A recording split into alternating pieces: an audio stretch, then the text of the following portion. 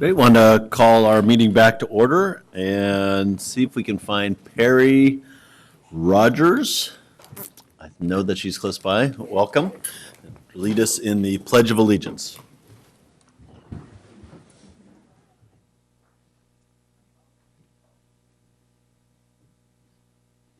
Whenever you're ready. I pledge allegiance to the flag of the United States of America and to the republic for which it stands, one nation, under God, indivisible, with liberty and justice for all.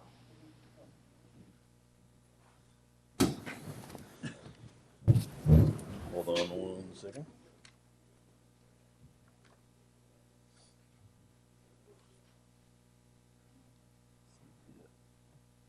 Resolution. Martina?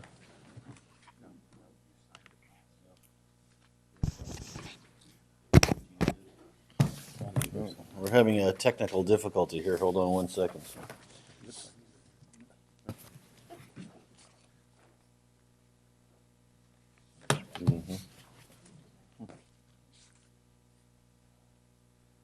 Daniel? Oh, they went to go grab it? Okay.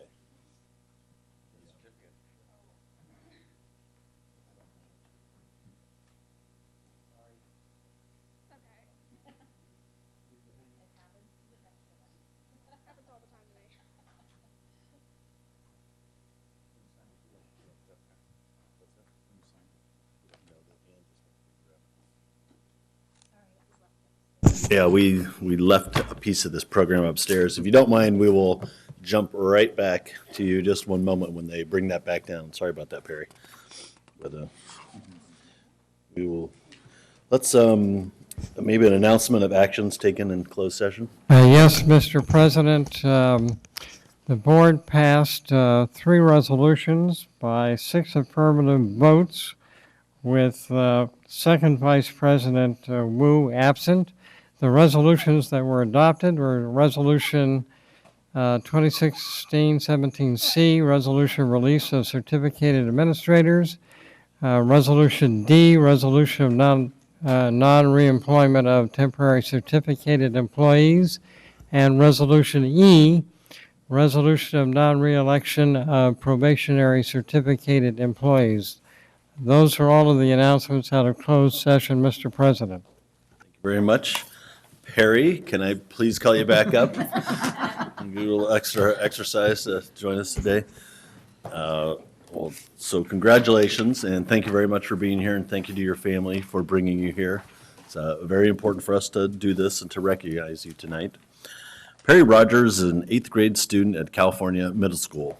One of Perry's teachers wrote of her, "Perry Rogers is the type of student every teacher hopes to get each year. She is passionate, proactive, creative, and inspiring. Perry shines both inside and outside of the classroom. As a stellar member in her leadership class, Perry has been able to further develop and strengthen her leadership skills. This year, Perry served as a great contributor in the Halloween event and all its components. In addition to her exemplary character, Perry also demonstrates academic excellence as she maintains a 4.0 GPA. We look forward to hearing about your future successes and more achievements, and it's with great pride and honor that we honor you as our stellar student for Sac City Unified School District." Thank you.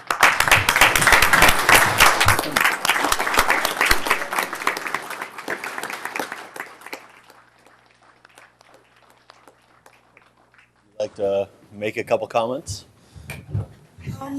They tell you that We're hanging on your every word. Well, I would like to thank my teachers for nominating me, and I would also just like to thank the people around me for supporting me. Sometimes I don't really feel supported, but other times it's really great. Yeah. Excellent. Well, thank you so much. We're doing good.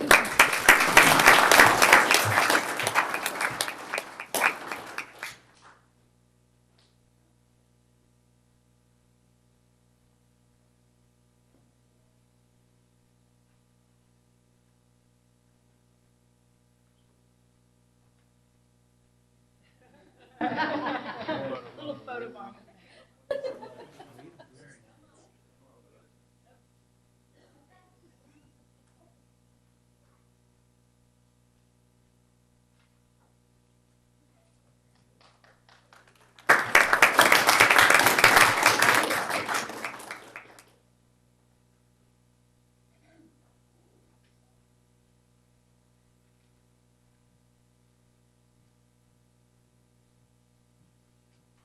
We have one change to the agenda before we do agenda adoption. On the consent calendar, item 8.1C, for the expulsions, please strike number 13. I'd like a motion to approve the agenda as amended. So moved. All in favor? Aye. All opposed? Abstain? Thank you very much. Now we will go to public comment. Mr. Barrios. We have 3 public comments. If you could please come up in order. Diana Rodriguez, Yong Her and Fu Lee, and Michael Lefevre. Oh, you want to do that now?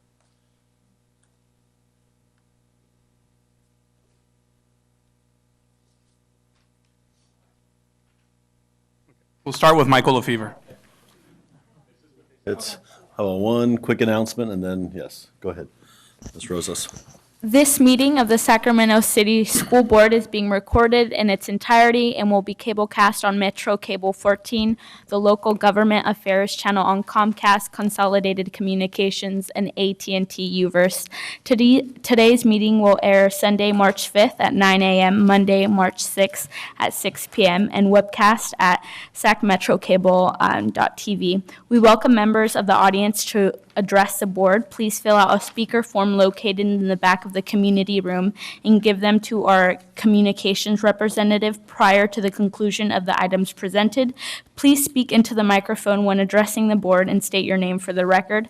Please limit comments during public comment to items that are not on the agenda. If you do speak on an item that is on the agenda, we will ask that you please defer your comment until your item comes up on the agenda. Please also turn off your cell phones or place them on silent or vibrate. Thank you. Yes. Welcome. My name's Michael Lefevre. I'm starting a top soccer program through Sacramento Youth Soccer League. It's a program for kids with disabilities. I talked to Angie Sutherland just the other day about our program. So she mentioned to come here and let you guys know about it. I have my wife who's helping me. I have 3 seniors, 1 at McClatchy and 2 at Kennedy, who are using it as part of their senior project. One of them's actually there, that's Sophie in the back. So she's been playing with me for years, and so she's using this as part of her senior project. And so I'm here just to let everyone know that this program we're starting is for the kids with disabilities, because we have no background, no education, no history with kids with disabilities. And so we don't know, so we're coming to you, say, what do you need? And we're gonna offer it for whatever the best fits these kids. It's for kids from 4 to 21, and they could be in a walker, wheelchair, whatever, they could participate, because all these kids wanna do is just go out and play. And so we're including them, and it's all free and fundraised and volunteers. And so the players will have a buddy who are just traditional players, and it could be from 13 to 17, don't have to be involved in soccer, that kind of shadow to help, keep control of the ball if it gets away. But Folsom has a program, they have 80 kids in theirs. Elk Grove has almost 100. They play a league, they do like just the standard 10-week season at the same time as all the rec leagues out at Bartholomew. Nobody knows it there. They practice one night during the week and play on the weekend. We won't do that this year. We're just going to do play dates to start, to grow our program. So we're here to say we're here, and then I'm going to reach out more to the committee. So thank you. And I have flyers and stuff, so I'll leave them in the back. Yeah. So Please do. That's wonderful. All right, thank you. Great contribution. Thank you very much. Next is Diana Rodriguez. Our fellow esteemed member, but always in our heart. Good evening, President Hansen and Superintendent Vonda and esteemed board members. My name is Diana Rodriguez, and I used to sit where you were sitting. But now I come to introduce myself in my new role as a board member for Target Excellence, which is a after-school program that partners with Sacramento City Unified School District. I've been a partner for over 20 years with the school district, and I know, because I sat next to you, and I know that many of you still have this concern while you're sitting there, is that we always have questioned after-school programs that provide data and outcomes in terms of their programming. And that's the reason why I decided to be part of Target Excellence, because they actually are one of those programs that provides data, collects it, compiles it, and then changes their programming in order to meet the needs for our students. So with that, I want to ask, I have an ask. I never come before you guys without an action item. So Keith Herron here, who is the CEO of Target Excellence, and myself and many other board members would like to meet with each and every one of you individually to talk a little bit more about Target Excellence, what our program does with Sacramento City Unified School District, and then how can we join together even more so to improve the outcomes for our students. And with that, I did give Nathaniel the information to Maya, who will be scheduling appointments with each and every one of you, and hopefully including Natalie Rosas, our student board member. And I'm going to yield the rest of my time to Mr. Keith Herron to talk a little bit more. I just want to say it's an honor to work with you for 20 years. We've done great things with the district, and we continue to hope to do great things, including our college and career readiness partnership that we're working on with Sac City College, doing dual enrollment programs, with City Year doing a reading readiness program, and also with Dr. Kadir Raja doing an algebra readiness program for our 5th and 6th graders. Thank you very much. Thank you. Thank you, Diane.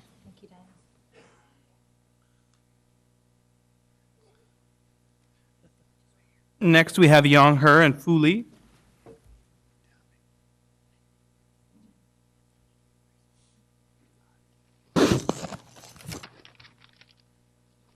Hi, my name is Dana Vu. I go to Susan B. Anthony Elementary.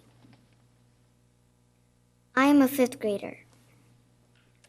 I just want to say that I am worried about Trump's immigration law right now. I am worried and afraid that many of my friends might be impacted by deportation. I can't even imagine if my parent, relatives, or family members were to get deported. I can't live without my parents. I would be devastated. Worst, I would die. Imagine if any of my friends' parents were to get deported. The school will make it safe.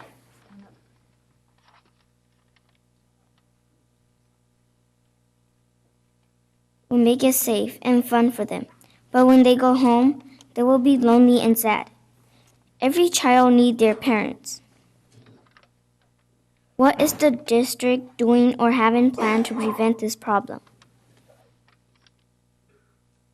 Thank you. How about let me turn it over to our Vice President, Member Ryan, and she can give you a little bit of a quick update. Thank you so much for coming out tonight and for your very courageous and strong words. I'm so proud of you that at such a young age you care so deeply for the well-being of your family and your friends and other students and families who are living in fear in the district. So in December, Sacramento City Unified School District became a safe haven school district. And what that means is we adopted a resolution to say that we will not allow immigration custom officials on any of our school sites or in any of our district property, that we are going to do everything within our power to protect our students and their families. But beyond that, we're also working with partners across the community, including folks like the ACLU and the Lawyers Committees for Civil Rights, as well as Latino Jewish Community Forum, so that we can get information on free legal services and help families know their rights. I'm very proud to say that next week we're going to be unveiling our district-wide campaign to have Safe Haven be a message at each and every one of our school sites with an acknowledgement that all students and families are welcomed and safe at a Sacramento City Unified School. And I will tell you, I would love to get your contact information because we need young, bright, courageous minds like you telling us what you need from us in the community and on the school site level so that we're helping all of your friends and your family feel like their needs are being met. And to have a young person already so politically active is such an asset to the community. Thank you very much.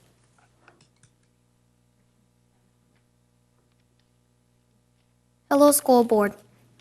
My name is Christopher Tao. I am the Student Body Council President at Susan B. Anthony. Today I want to talk about our school learning. At Merced, where I used to be, we had technology to help us learn faster. Since I am in Sacramento, I've been seeing some students have a hard time learning. I want to try and change this by having better technology. Since I will be going to middle school soon, I hope there will be more technology because I know I'll have lots of projects. Sometimes families have a hard time with having technology for their child, and it affects the child from finishing their work on time. If we had more technology, these children will finish on time, and it will help the family.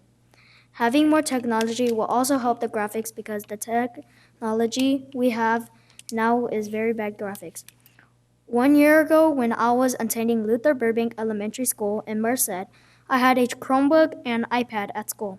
I can even check out my Chromebook home to do homework, research, and projects. Now the computers in my classroom is terrible. It's terrible because when I type my essay, the letters get smaller and smaller. I had to squinch closer to the monitor. Also, the computers has a big system. Nowadays, I don't see big systems. They're all flat. As a student, how am I supposed to get the resources that I need to prepare myself for the real world? I am standing in front of you all representing the 43,000 students who attend the Sacramento City Unified School District. My question is the school district going to invest resources to technology for all of the Sacramento schools? Thank you. Thank you very much. Well, I'll tell you what our process is. We are just about to start doing our budget for our district, and that's going to be done over the next 3 months. So we have a committee that hears the proposals first of how we're proposing to spend the money, and then it'll come back to the whole school board, and we'll make decisions on what the priorities are for each of us. So technology, I know, is something that's very important to a lot of us, and then us hearing from you and other interested people in the community is really important for us to know that, so it can help us set our priorities. So I appreciate you taking the time to share that with us, and we would welcome you to continue to come speak with us and educate us about what you think needs to be done at your school. Good, thank you. Thank you very much. Hello, my name is Deja Vu. I am a student at Susan B. Anthony Elementary. I am a 5th grader. I feel that everything that is happening now is uncertain. With the negative image on media and around our community, we need our school system to continue to give us support. Thank you. Thank you very much, and thank you for sharing with us today. And thank you for bringing these wonderful students.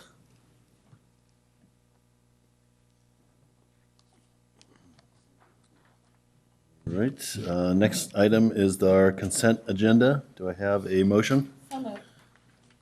And a second? And a second. All in favor? Aye. Aye. Opposed? Abstain? Thank you very much. We'll go to employee organization reports, CSA, SCTA. Come on down.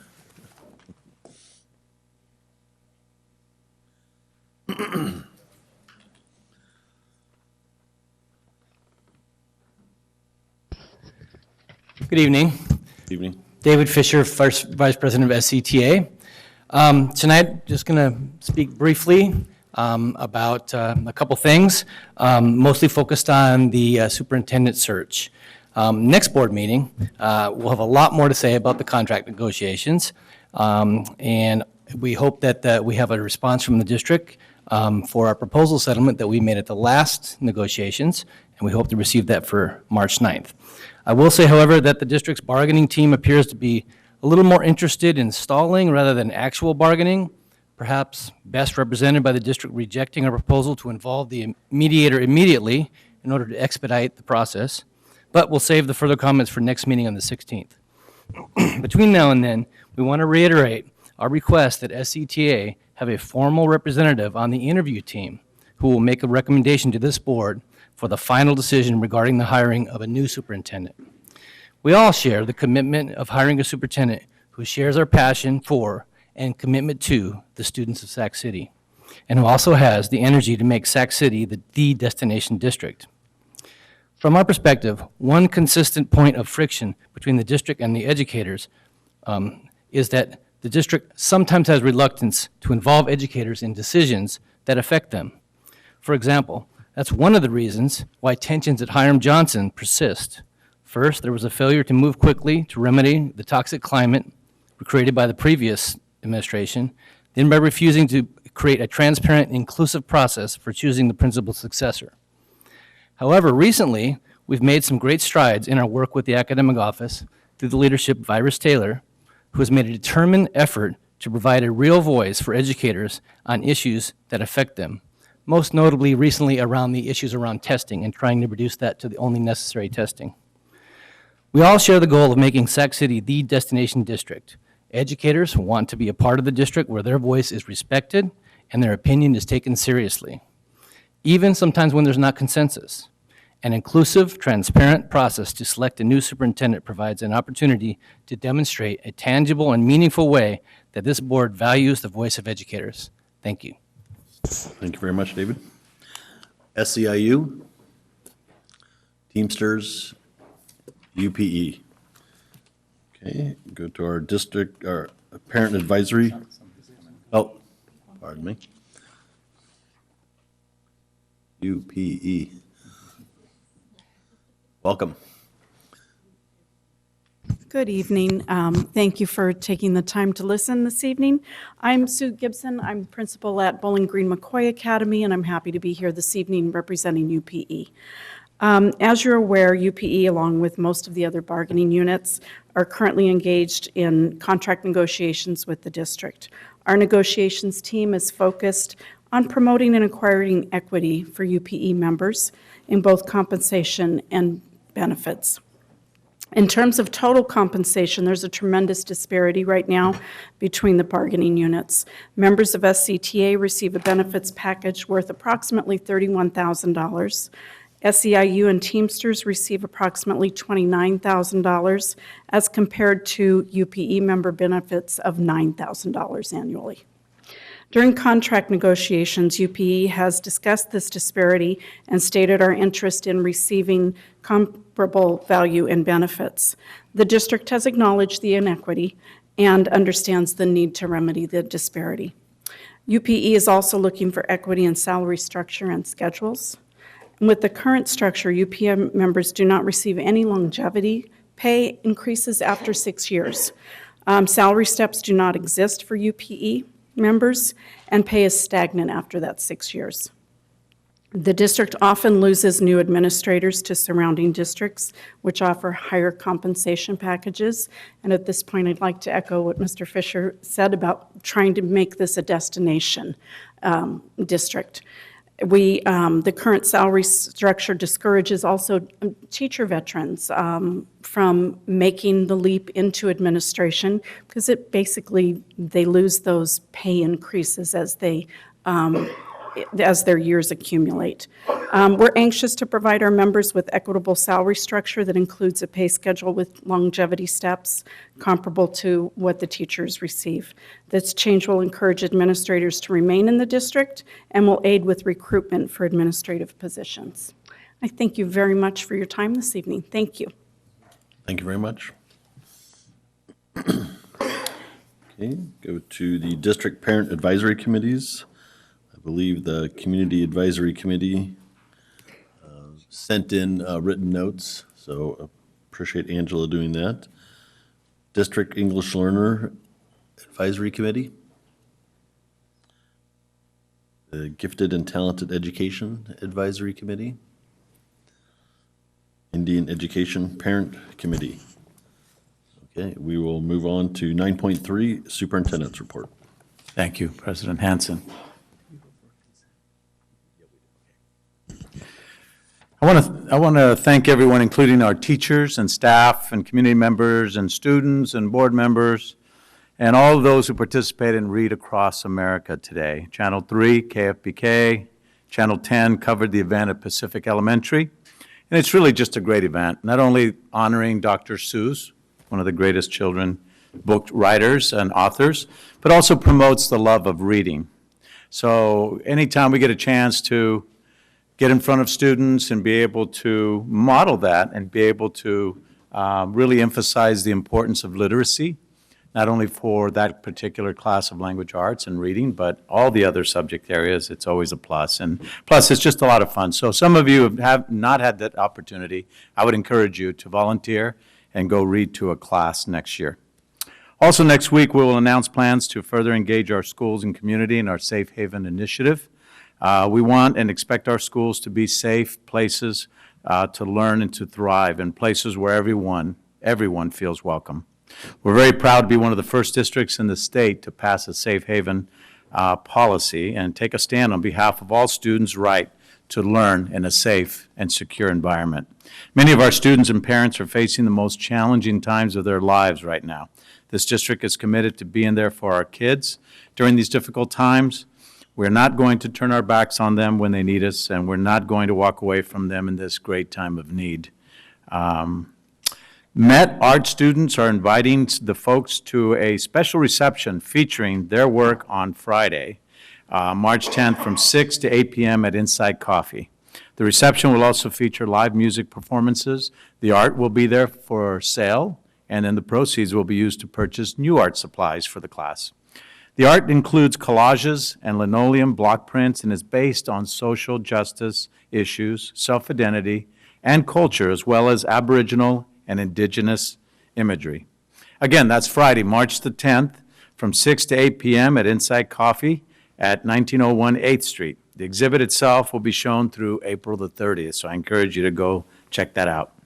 Other upcoming events include the West Campus International Food Festival, which will benefit the school's foundation and the West Campus Marching Band. This is scheduled for March 4th from 6 to 10 p.m. Visit the school website to get more detailed information and to purchase your tickets. That concludes my report. Thank you very much. So for President's Report, we launched our supervisor search forums that we're hosting around the district. McClatchy hosted the first search. We had approximately 50 or so folks that attended. It was quite well attended, and was excited to see that there's engagement from the community in helping us determine what it is we should look for in our next superintendent. Also, just remind folks who are listening that you can complete the survey online. If you go to our school district website, there's a link to a survey that we would urge you to please complete that to join in providing us your feedback on this as we do the superintendent search. And then lastly, I'll just keep it short, we did I think was a very beneficial and successful board retreat, the first of two that we'll do this year. It was a great opportunity for us to get to know each other better and to plan our work for the rest of the year, as well as try to figure out what some of the big projects that we want to work on during the course of the next several months. So that concludes my report, and I will turn it over to Natalie, our student member report. Student Advisory Council is very happy to have announced our Artist of Color Youth Summit during the last board meeting. Currently, SAC is focusing on securing funding to ensure that our Youth Summit initiative will be able to take place. At the moment, board members Michael Minnick, Mai Vang, Ellen Cochran have graciously committed a portion of their discretionary funds in order to help SAC fund our initiative. Along with securing funding, SAC is also finalizing a conference date and defining alternatives to charter buses in order to lower budget costs. Applications for the next year's executive board will also be released this upcoming Monday. We will be recruiting students from all over the district from high schools, and email will be sent not only to all the student government advisors, but also Youth Congress meeting representatives, advisors, and all the school board members with the application link in order to help spread the word. Thank you. Thank you very much. We go to information sharing by board members. Do we have anyone like to? All right, Ms. Ryan. I will be brief. I just had a couple of things I wanted to share. As many are aware, March is Women's History Month, and I wanted to just illuminate a program that I was very proud to be able to launch in partnership with Board Member Pritchett, Shine. Shine is a program designed to empower women and girls to understand their self-worth. I have just had the opportunity to see the program wrap up at Father Keith B. Kenny. They launched at Pacific Elementary School yesterday. They are fully into Rosemont High School as well and have 3 additional schools that they'll be serving in the coming weeks. Perhaps most touching were letters that I saw written by students sharing that some were even contemplating suicide and feeling like they didn't have anyone who loved them in the world. But to be connected to powerful women, women who looked like them, women who had often experienced trauma in their own lives over the course of many weeks, sharing with them their stories and helping to build in them a sense of self-esteem, they believed that they could in fact do good things in the world and for the first time felt valued. And so we're very proud in Women's History Month to continue a program like Shine to acknowledge that so many of our girls feel like they are undervalued in today's very turbulent times. I also wanted to acknowledge Read Across America, which as we know is not just the celebration of Dr. Seuss and his birthday, but also the love of literacy. I had an opportunity to read at Pacific Elementary this morning. Tomorrow I'll be at Ethel Phillips. It is such an incredible honor to be able to see children's eyes light up when you read a good book with those children and share a love of reading and literacy. So Read Across America is this week and tomorrow and today, but this is something that should be integrated into our culture all year. And then finally, and this actually is in companion with the board committee reports, tomorrow we will be meeting the Policy and Governance Committee, but I did want to address recent news has come out about the John F. Kennedy practice of senior auction.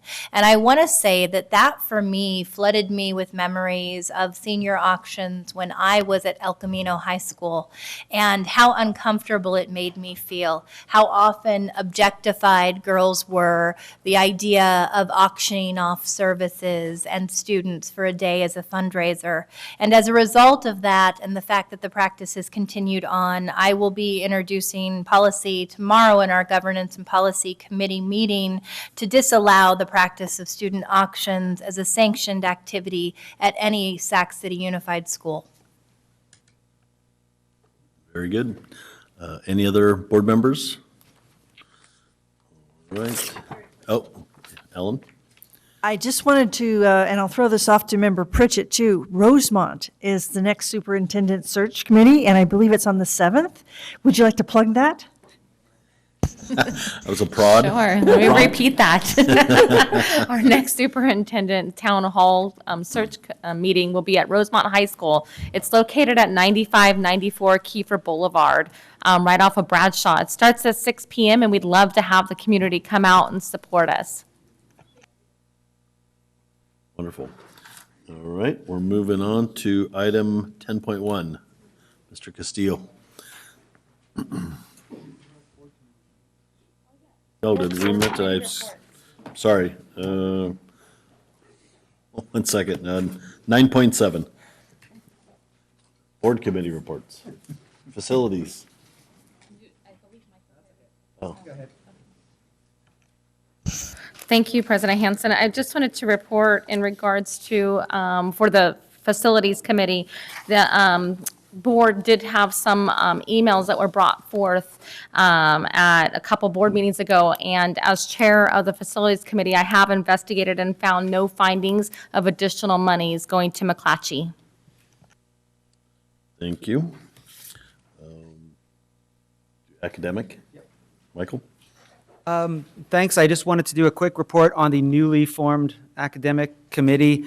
We did have our first meeting where we started discussions around career technical education and the child development programs. As we move forward, we're going to be revisiting some information on the child development programs here in the district, as well as looking at arts and music programs and what exists and where we need to go and how to fund those. These meetings are open to the public if anyone would like to join us. Our next meeting will be on March 28th at 3 o'clock. It's not for a while. And it'll be at Leotata Floyd Elementary School. Thanks. Thank you very much. Bit of policy governance, Jesse? I think I gave a brief Yeah, update. all right, good. Ellen, anything you'd like to add on superintendent search committee? Okay, wonderful. Now, Mr. Castillo, apologies, 10.1.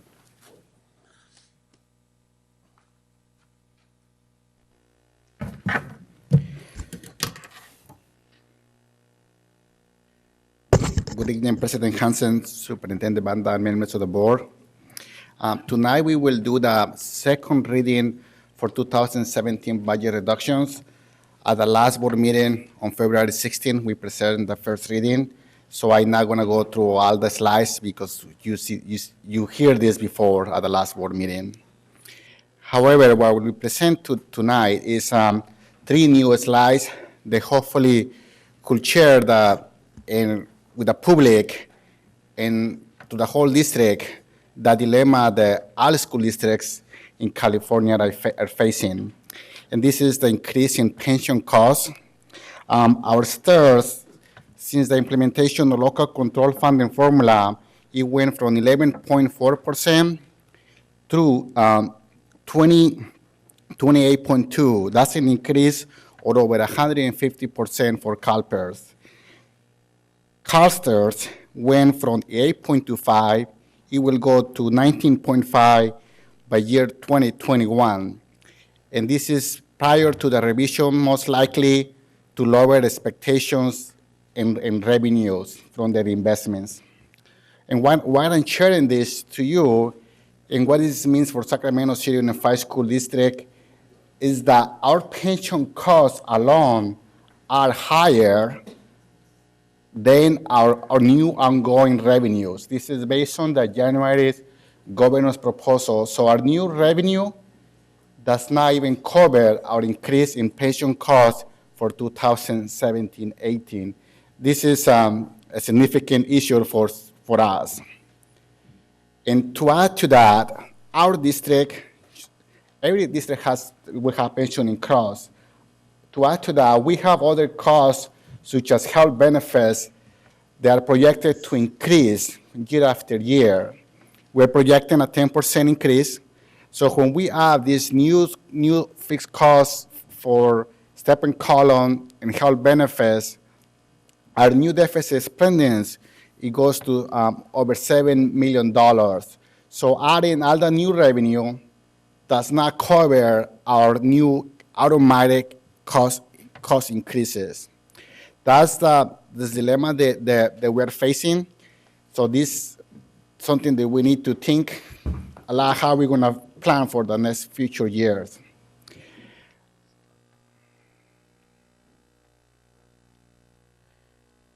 I'm sorry, I went too fast.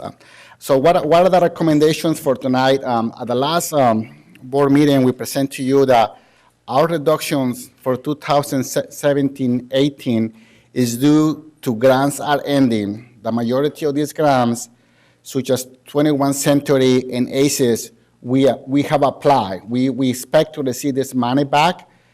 However, we don't know if we're going to see the same amount. Therefore, that's why we're doing these reductions for precautionary. Also, Title I funds, they are decreasing 2.9 million district-wide. This is a pain that we will feel through the whole district. Our recommendation tonight is that we approve these budget reductions. At the next board item, HR Council McConnell will present to you what positions will this indicate. Those positions were determined by the administrators or the departments or the school size. And at this point, we are trying to do everything possible to bring these positions back, but we don't have secure funding at this point in time. So our next test, we will continue review the state budget. It is the number that we present tonight is based on January. Most likely they will change by the May revise, but they had to increase significant in order to avoid the deficit spending that we are expecting for 2017-18. At this point, we're available for any questions. Any questions? Public comment? The public comment. Thank you very much. This requires action. Oh. Do I have a motion to approve our budget reductions? And a second? And a second, thank you. All in favor? Aye. Aye. Opposed? Abstained? Thank you very much. Thank you.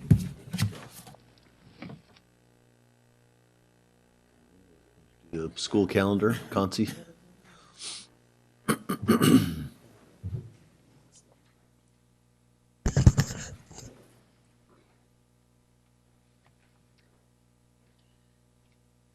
think the PowerPoint is coming up, but good evening, Board President Hanson, Superintendent Bonda, and members of the board. My name is Concy McCarn, Chief HR Officer, and with me is Ted Appel, the Assistant Superintendent for Labor Relations, to talk with you, thank you, about the traditional calendar for the start of the school year. The calendar development process is one that begins with conversations with our bargaining partners. We will work after the approval of this particular calendar to establish work calendars for all the other bargaining units. In addition to being driven by contract language, student attendant calendars are also subject to requirements within CDE. And the overall direction of the calendar that we look to move forward with, which for us includes a number of things. First of all, for next year, I'm sorry, I should point out that in the back of the room, there are copies of the calendar. It also went out on Friday in the board packet. But in the back of the room, this one differs in that there is a box around the 14th of June. That's the only difference. So the start date being August 31st, which is similar to what we had this school year. It is the Thursday before Labor Day. And then finishing with students' last day being June 14th and teachers' last day being the 15th as a non-instructional day. Our intentions for moving forward with calendar developments, we know that it is something that the entire district community looks forward to knowing as early as possible. We will continue to try to get to multi-year calendars where we're able to set a calendar and have that information in advance. So we'll continue to work forward towards that, as well as towards mid-August start dates. And so, for some of those reasons, Ted is going to continue.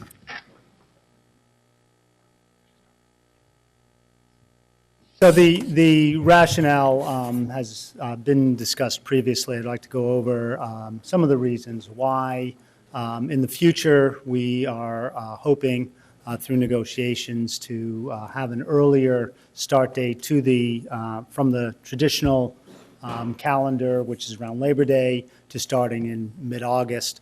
One of the advantages that focuses a little bit more on secondary is that the semester would then end prior to winter break, as opposed to, as it is now, the way the semester ends like 3 weeks after winter break, which is a significant disruption in instruction prior to exams and so forth, and it doesn't make pedagogical sense semester-wise.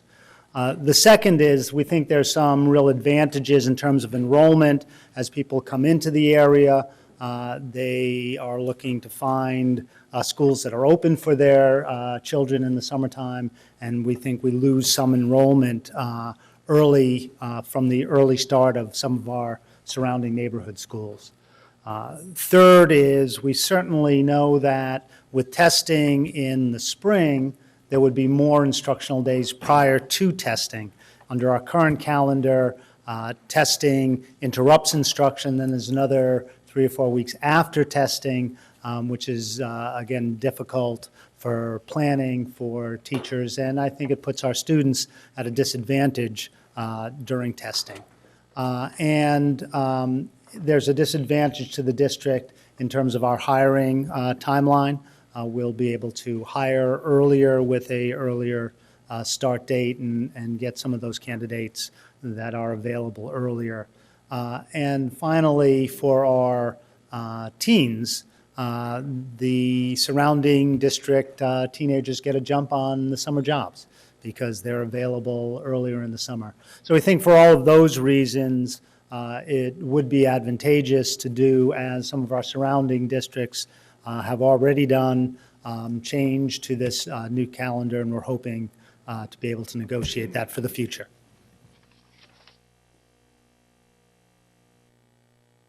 With that, we're happy to take questions.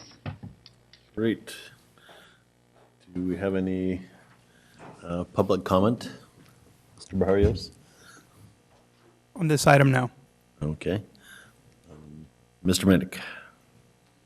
I just want to thank you for working so hard on this. I think as a new board member, I think there's been a steep learning curve, and the thing that I found the most surprising is that changing the academic calendar wouldn't be a quick, easy fix. And I know you've put a lot of time into it, and I know it first came up, early fall, and there's been, we've been having discussions about it, and I really appreciate that. I think you've outlined the need to move it up closer, and I appreciate that you're, making sure that everyone's aware of why you think it should be moved forward, and I absolutely agree. So that we can be aligned with the rest of the community. I'm hopeful that our next calendar for next year, we can change some of that, because I know it does have a big effect on our hiring practices and everything else.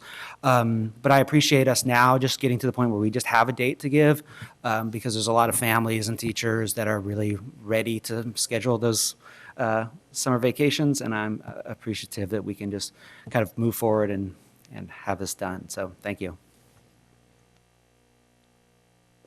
I had a question. When did we make the first request to, I believe the main negotiating partner on this is the negotiating team, the SCTA negotiating team. When did we first make the request on the calendar date? It was first brought forward for this particular year, the 17-18 school year, at the end of November. I believe it was the 30th. Did we ever get a response?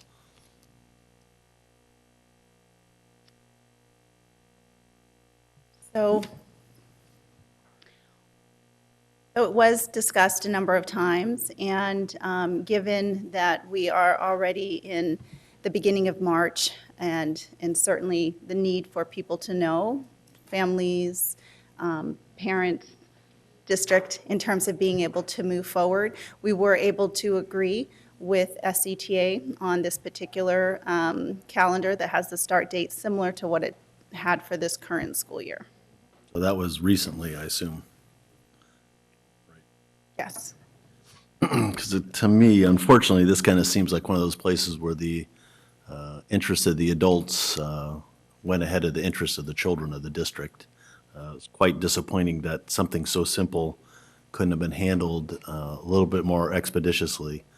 And I know that we have a proposal out to change the school date for next year, so people have plenty of time to think about it. And for all the reasons, if we really want to make our district a destination district, and that's just not empty talk, this is one way that will really advance our school district by allowing students to come to our school earlier when they're going to other school districts. We know that hiring, having the best opportunity to hire more teachers and other staff, allowing students to be able to work during the summertime.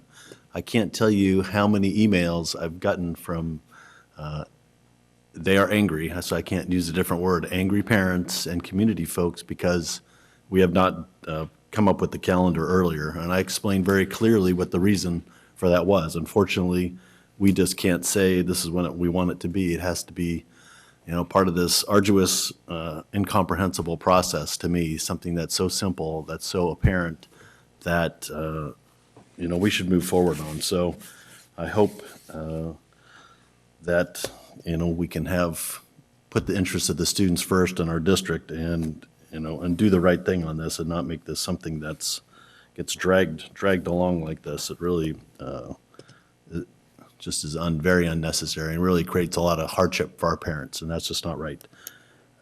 So I appreciate the clarification because there was a lot of different information that was out there. Member Cochran? Thank you very much, President Hansen. I actually agree with you that, the calendar should be changed and moved it up into an August start. But I just wanted to clarify, you said there's a discussion for changing the calendar next year, not changing the start date for next year, but moving forward to change the calendar for the year after that, the Yeah, discussion. correct. Thank you. Yeah, I Yes. just don't want people to be confused. Thank you. And, there's points on both sides of this. There are people in the community who see the benefit of the late start because of access to services and the ability to do things with children in August when the rest of the world has entered back into school. So I'm sensitive to that, but I do really urge all involved in negotiation to solve this calendar issue so we are on par and level with the other districts. Thank you.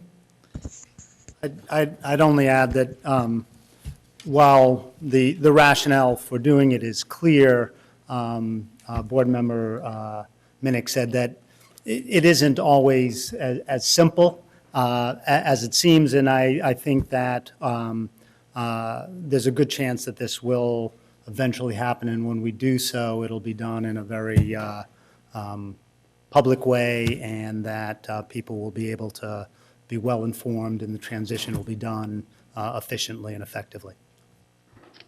Thank you. Any other questions or comments? Board? You said what I was going to say. Okay. Looking for a motion to So adopt. moved. Second. All right, we have a motion and a second. All in favor? Aye. Opposed? Abstained? Thank you very much. Plan your vacation. Calendar. Yeah. Did we move from conference to action? That was from conference to action. Now, I will take a motion for action on the calendar. Second. Thank you. All in favor? Aye. Opposed? Abstained? Thank you very much. Thanks, Jerry. All right. 10.3. Hansi, thank you for staying right there. Certainly. Good evening, Board President Hansen, Superintendent Bonda, and members of the board, Concy McCarn, Chief Human Resource Officer. I'm here with Cindy Nguyen, our Employee Relations Director, to talk with you about tonight's elimination of positions due to reduction of a particular kind of service, our PKS. So due to projected enrollment and unknown status of a number of grants and categorical funds, we have had to go through as a district working collectively, sites and central office, to identify a number of positions that will not be available for the 17-18 school year at this moment in time with information that we know and have. We do that by going through a process known as one-stop staffing, and one-stop staffing this year took place in January through mid-February, and that's a time when budget, human resources, and the area assistant superintendents all meet together with the school sites and/or departments to go through their staffing needs and allocations. So with that, with the site data, once those one-stop staffing meetings take place, HR then analyzes the data provided by the site, by the departments, in order to try to get a full picture. So we have individuals working in positions, central office and site, that carry similar credentials at times. So we try to look at the full picture. And in doing that, to be able to see if we have individuals in positions that were scheduled to be reduced that might be able to work and benefit in the district in another capacity. So that analysis takes some time and goes through a number of things. In addition to just looking at the potential reductions, to get that full picture, we look at potential retirements that have come in and look at resignations and vacancies that we have to be able to bring forward to you the the best picture in terms of what we think the potential needs are for the district in moving forward in the next school year. Good evening. So after all of the analysis has been gathered, after one-stop staffing has been completed, staff, like Kansi had shared, would take all of those factors into consideration and will develop what we call a particular kinds of service, PKS. And so on this slide, you will see, based on those particular kinds of services, the subject areas and the FTEs associated with those subject areas that will need to be reduced or closed for the following school year.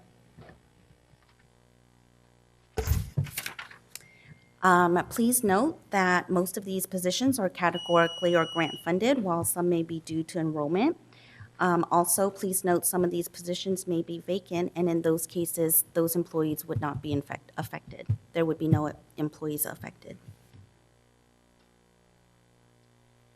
So with that, given some of those positions being vacant positions being closed, given retirements, able to take in the reductions that were necessary at the sites and in the departments for various reasons.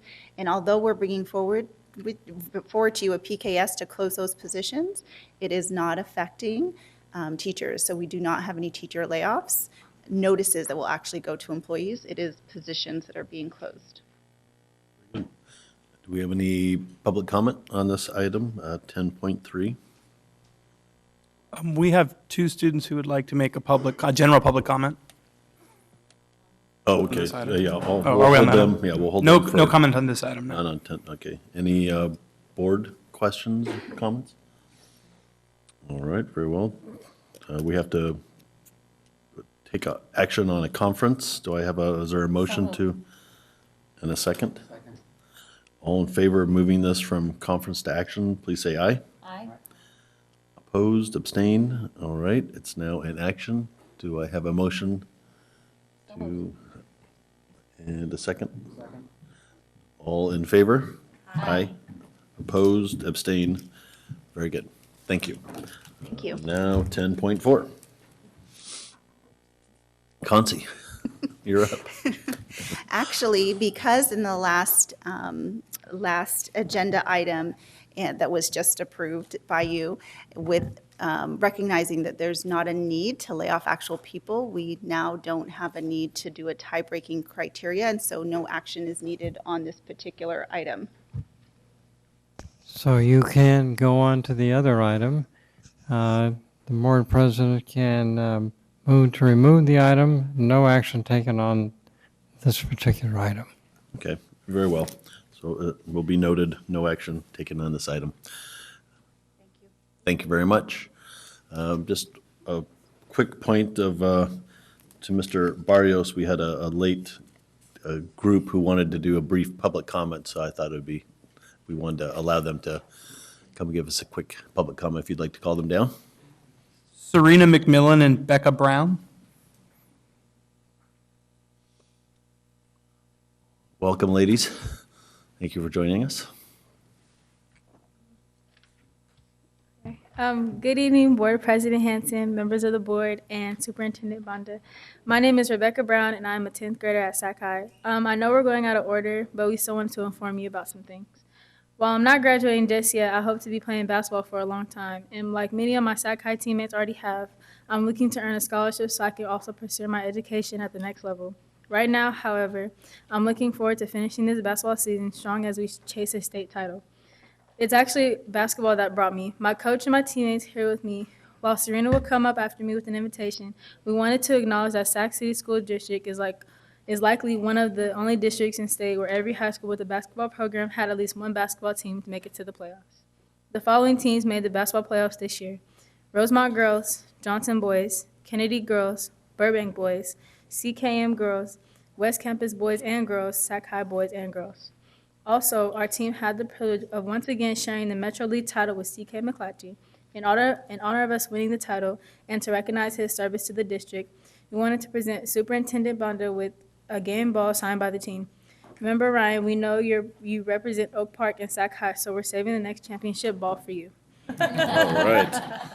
Next up is my teammate Serena, who has a special invite for the board. Good evening, Board President Hanson, members of the board, Superintendent Bonda. My name is Serena, and I am a sophomore at Sac High.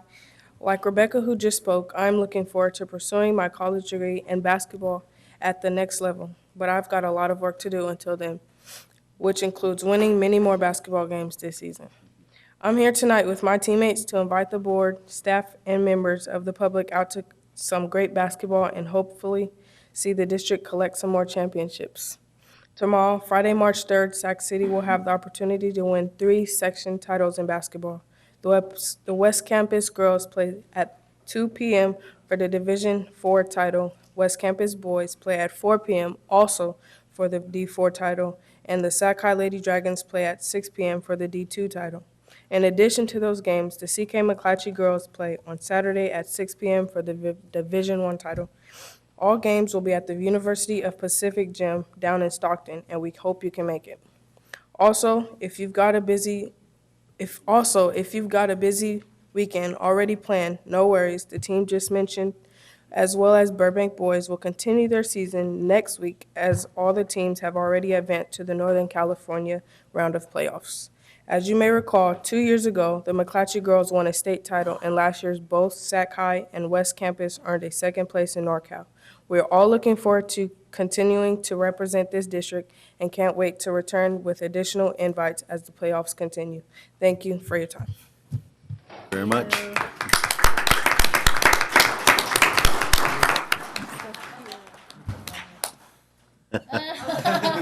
I thought you were gonna throw it there. I thought you were too. Good luck. Yes, I was thinking.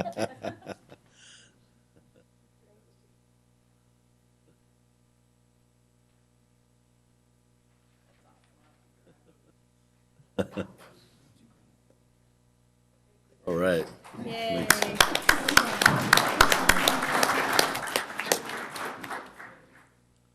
Very good. Kathy Allen, item 10.5.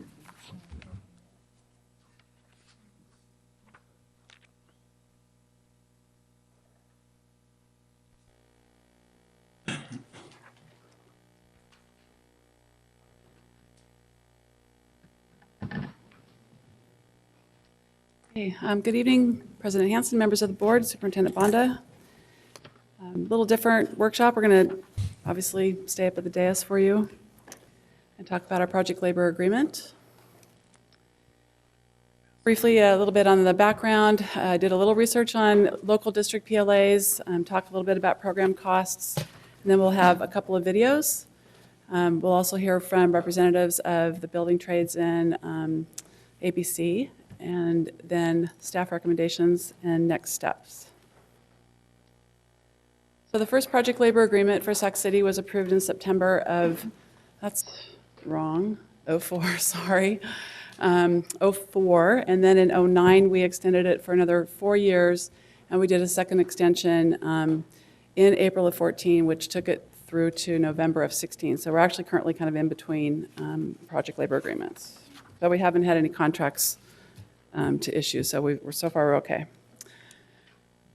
The 2 nearest school districts I could find that had current project labor agreements were in Vallejo and in Antioch. The language that you can see there for Vallejo applies to projects under their Measure A bond, and then Antioch's projects apply to things over, or their PLA applies to things over $1 million. There's a whole bunch of them in the Bay Area, but nothing around in this area.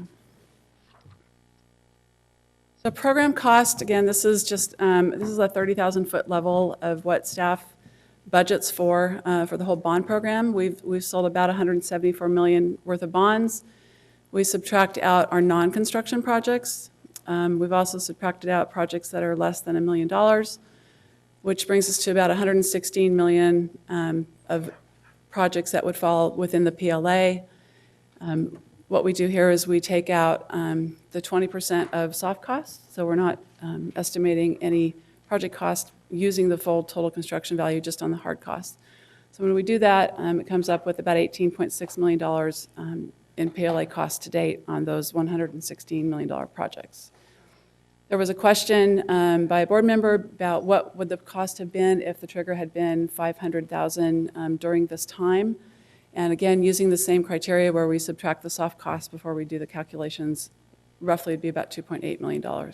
So overall, we estimate about 16% of the total project costs are related to a project labor agreement. Again, big picture numbers here, $414 million bond program between Q&R.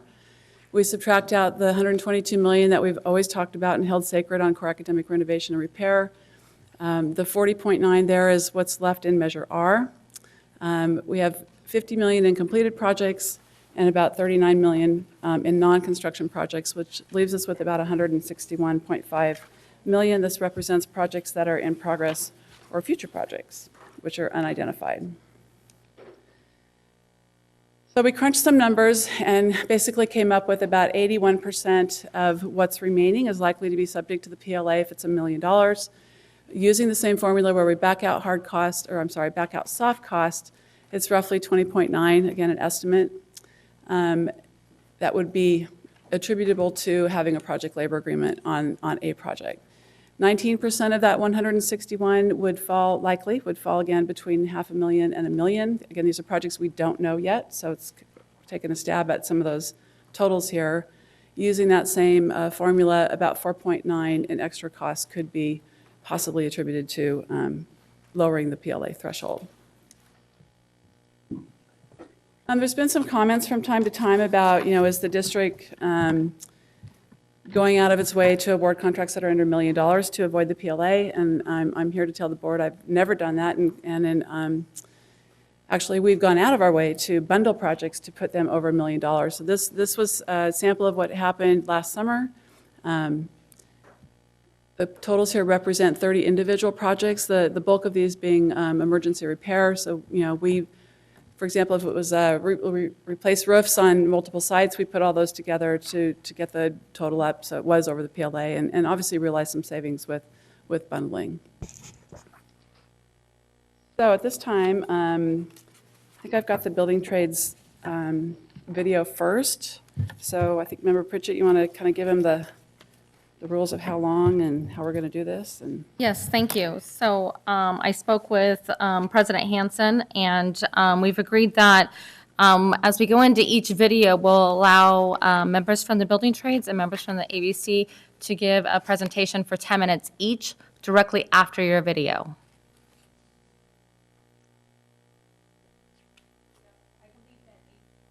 I believe that the video from ABC is first. Is that correct? I think, well. Oh, I'm sorry. I think actually the trades is first. Yeah, now that I look at it. Go to the next slide. Sorry, that one. So before we hit play, let's get someone from the building trades to come on up.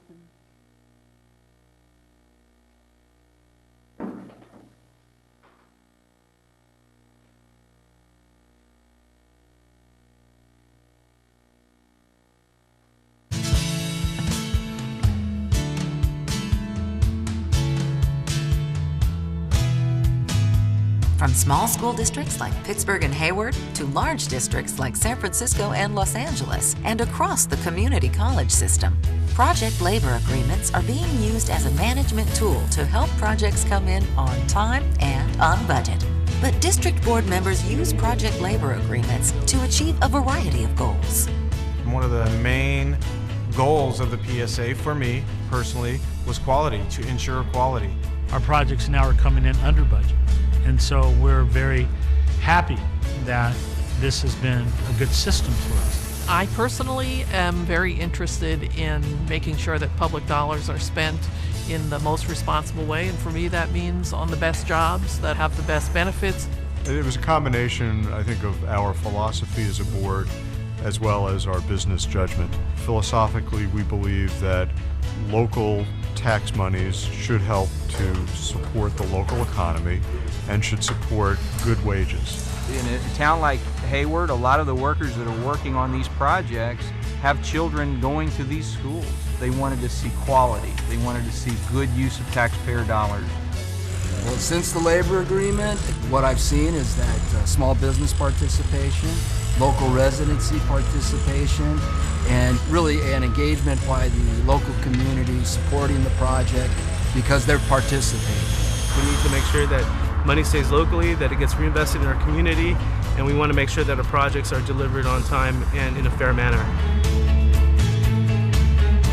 First thing we did was we adopted a program to pre-qualify contractors to make sure they had a track record of finishing work on time. They didn't have a track record of being sued for shoddy workmanship or cost overruns. We have some unscrupulous contractors out there in the community that want to exploit their workers and not pay them what they deserve to be paid by law. What PLAs provide for is a mechanism to make sure that enforcement ability. So you have in California prevailing wage law that you pay essentially the union scale to the workers, whether they're union or non-union. The PLA is about terms and conditions that are set up for the workers. We don't say you have to be a union worker. It doesn't say you have to be a non-union worker. 47% of all construction dollars have been awarded to small contractors, which kind of lends itself to the fact that PLAs do not create an artificial barrier for entry or competition for a small contractor, as long as they know what they're getting into, what the rules of engagement are going to be. We just didn't want anybody to be able to say that this was restricting competition in any way, because competition translates into better use of dollars. When you're dealing with construction, the worst thing you can have is delays. PLAs are designed to make sure that we have a good workforce in place that can deliver the projects on time. So it's sort of protection all the way around to make sure your work proceeds under all circumstances and it's stabilized. When I was elected to the board, we were dealing with a disaster, a project at Skyline College. They went with the cheapest available contractor who cut corners, and the work was substandard, and basically that was a building that had to be torn down and rebuilt. I'll tell you from other cities and other entities that did not have a PLA in place, or maybe it wasn't enforced. You've got shoddy construction projects that have been delayed. You get labor that walks off the job site for whatever reason. What you learn is you got to look beyond just who's coming up to you with the cheapest kind of lowball price and look at quality. Show me districts that have discontinued using project labor agreements that have been using. Show me the failures. Show me the flaws. Show me the community outrage. It's not there. I would like others in my position to maybe learn a little bit from my experience. I probably should have done this a long time ago. I speak from history, I speak from experience, and I speak with knowledge and know that it has been a great tool for this district. You want to make sure that your community is served right. I think a PLA is something definitely that every district ought to consider. So for me, a project labor agreement is part of fulfilling our mission of job training and higher education and serving our community. What we've seen since the labor agreement has been in effect is a focus on quality by the contractors in the skilled trades. That focus is a primary component of their effort that I see today. The awareness wasn't as great prior to the labor agreement. We're all on the same team, and that puts us in a situation where we can solve problems together. We have a contractor that's not performing. We actually can work together with the construction trade unions to help resolve that. Well, what we've seen that has been very valued is coordination, and to be able to have local hires, to be able to see people who live in our communities work on our jobs, work on our projects. I'm happy that our projects have been coming in on time and on budget, under budget in many cases. One thing that's been a real gem as far as going with our PSA is that our change orders have been extremely minimal. Which means that we're able to put our new classrooms, our laboratories, our libraries to use for the tens of thousands of students that we serve as quickly as possible. So we've been able to use this PLA to do a lot of things, but most importantly to deliver these schools for the children of Los Angeles and bring value to the taxpayers who are paying for this local bond. And I think there's just no question that when you look at what we have here, what we've provided for the community, that you're getting grade A state-of-the-art facilities that will stand the test of time.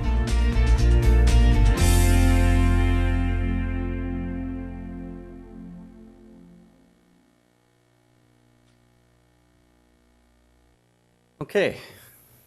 Good evening, President Hansen, Vice President Ryan, and rest of the board members.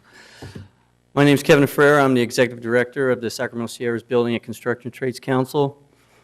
And we're here to promote the continuance of what's been historically been the operating procedures of the construction here in the school district with the project labor agreement / project stabilization agreement.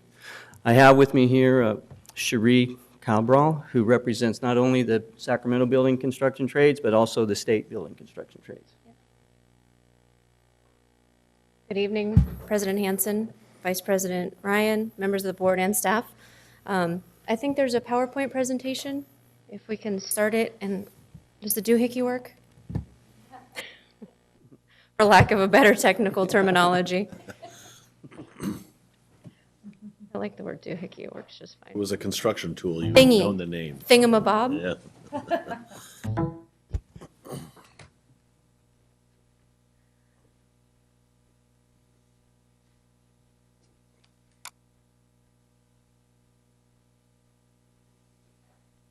So while we're waiting for that to load, my name is Cherie Cabral. I work for the California State Building and Construction Trades Council and their Labor Management Trust, and I'm here tonight on behalf of the Sacramento Sierra Building and Construction Trades Council. I know that I was here in December when a couple of you were sworn in as new board members. Congratulations and welcome.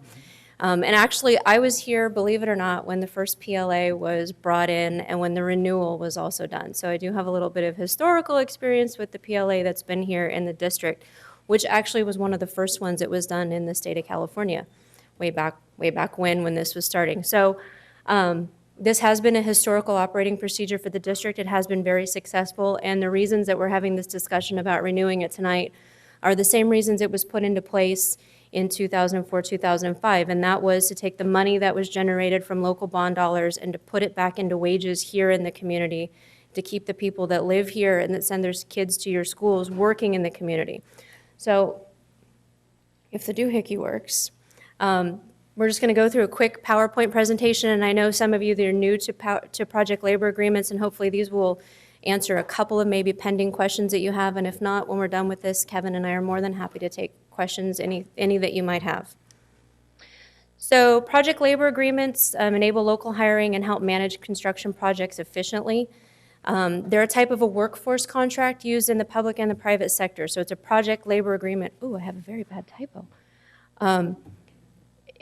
Specifically labor. It does not dictate the contractor. It dictates the workforce that works for the contractor. So this is all about the terms and working terms and conditions for the employees on the job site. PLAs ensure that your workers are trained, skilled, and qualified, and they set goals for hiring local workforces. Those goals are up to the board's discretion through the negotiating process. They can set targets for securing local business participation as well, and they create career opportunities for entry-level workers, those individuals coming into the apprenticeship programs that have been current or former students of the district. Project labor agreements promote certainty, transparency, and accountability as benefits. The certainty is derived from the establishment of rules, procedures, and project-specific standards right up front. So every contractor that bids your projects knows exactly what their expectations are with regard to their workforce and their performance. Creates transparency by ensuring that the projects are meeting goals and that they're managed efficiently.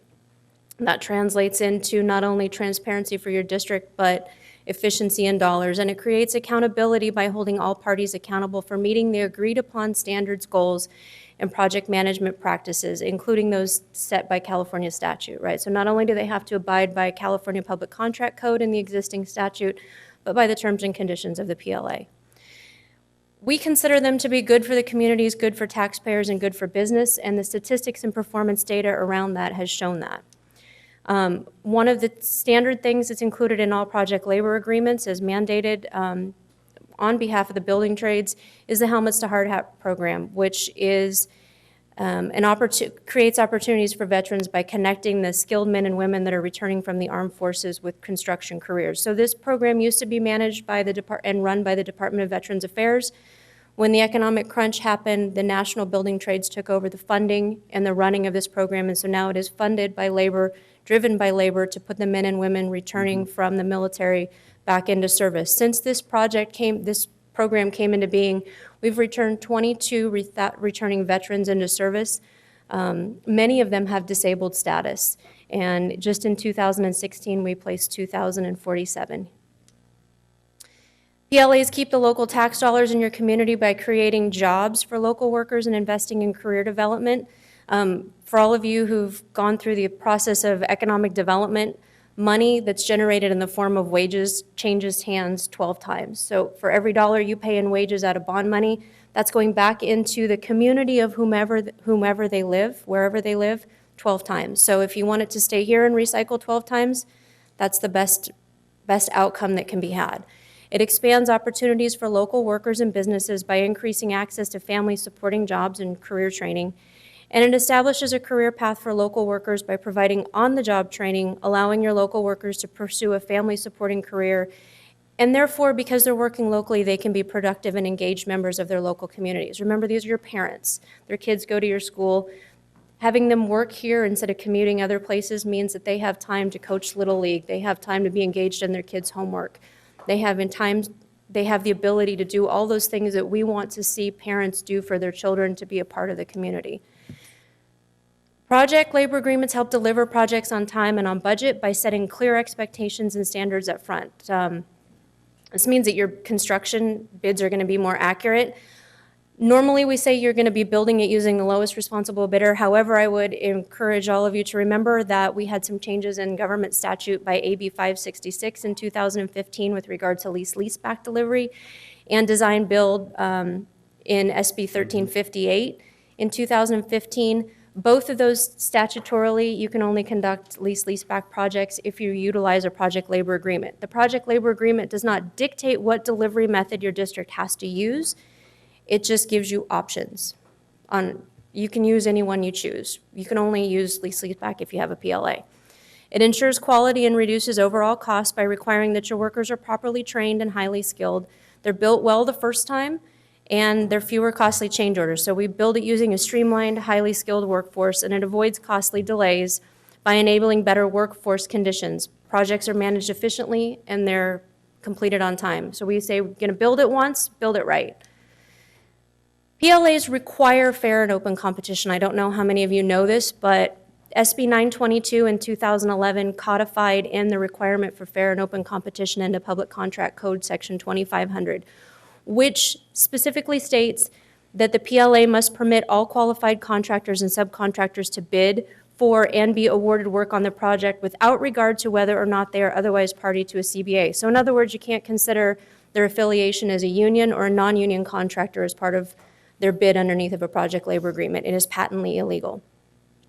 It provides easy access to qualified workers by creating a pool of well-trained, highly qualified workers, giving all contractors flexible access to a diverse labor pool. The Joint Labor Management Apprenticeship programs here in California train approximately 80,000 apprentices yearly, and we have over 350,000 journeyman workers. And that grows every day. Project labor agreements manage your projects efficiently. They're a labor management tool, and these community hiring agreements have received widespread praise in the public sector. We've been using PLAs since the 1930s in public and private work. Since 2008, the use of PLAs in school construction has increased by over 500%. Sac City Unified falls into the category of the top 25 largest school districts in the state of California. Over half of those school districts on the list use PLAs. So you are in very good company, or they are in very good company. A couple of case studies just for some statistics. San Diego Unified School District, another comparable district to your district, placed their project labor agreement into place in 2008, and the number of workers from the economically disadvantaged communities in their area grew by 67%, while the share of workers that were from their school district boundaries specifically grew by 33%.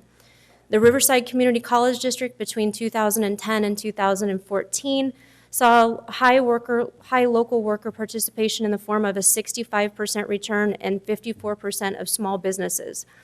And just as a note, of the 409 contracts that were let during that time, 54% of them went to non-union contractors. The San Diego Central Courthouse building was bid out in October of 2013. This was a very competitive project. It was bid below budget. Of the $63 million in contracts, 21% went to subcontractors that were non-union, and $28 million in those subcontracts went to small businesses, women-owned businesses, minority and disabled veterans businesses. LAUSD, 48% of their construction dollars went to small and disadvantaged businesses, and they achieved over 60% of local hire. So we want to say thank you for supporting the working men, women, and the families of Sacramento. And I would like to just say that statistically speaking, the pattern runs very consistently across the board from PLAs that are in K-12, CCDs, cities, counties, and special districts. On average, the standard is that 60% of the contracts let underneath of a project labor agreement go to non-union contractors. So I would like you all to think of this very much not in the terms of a union versus non-union issue, but really in the terms of an economic development issue and a social fabric of your community issue. You know, what do you want the taxpayer dollars to do for your community? We believe that they should work to put your local people here to work and to strengthen the economic and social fabric of your community. So with that, we are here to answer any questions should you have any now or later. Thank you for indulging us. Good, thank you. We'll go on to the next video. And if we could have the speakers from ABC come to the podium.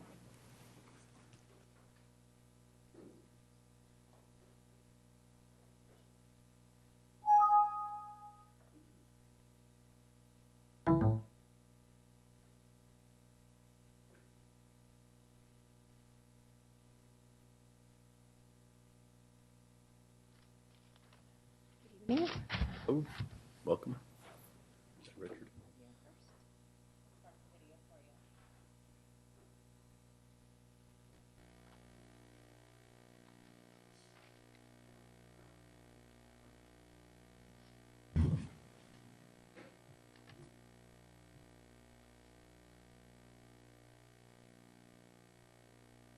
Yes, it is. Thank you.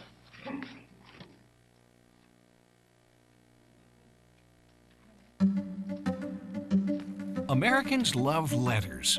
We've created alphabet cereals and alphabet soups, PTAs and VFWs, CSIs and NFLs. But one set of letters could keep a majority of our construction workers from going back to work.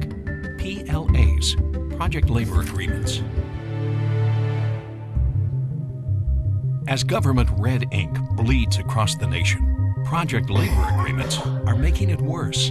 When mandated on public projects, PLAs are the tools local, county, state, and federal officials have concocted to protect union bosses. On construction projects, PLAs virtually guarantee that only contractors who agree to big labor's demands can compete. How? PLAs almost always require that workers are hired from union halls, leaving skilled merit shop workers without work. They force companies to follow outdated work rules and make contractors pay into union pension and benefit programs, even if workers never benefit. PLAs eliminate competition, meaning fewer jobs and higher costs for taxpayers. PLAs discriminate against the 86% of American construction workers who choose not to join a union. Think of it like this. Essentially, 9 out of 10 workers are prohibited from building a public school or library because they're not in a union. And PLAs drive up cost for construction projects, as much as 18%. So instead of building 5 schools, you can only afford 4. That fire station? Can't afford it. A $100 million project costs taxpayers $18 million more. A $1 billion contract? That's an additional $180 million. PLAs discriminate. They create fewer jobs. They cost more money, and that increases debt. Fair and open competition benefits all Americans. That's what we need, what we deserve.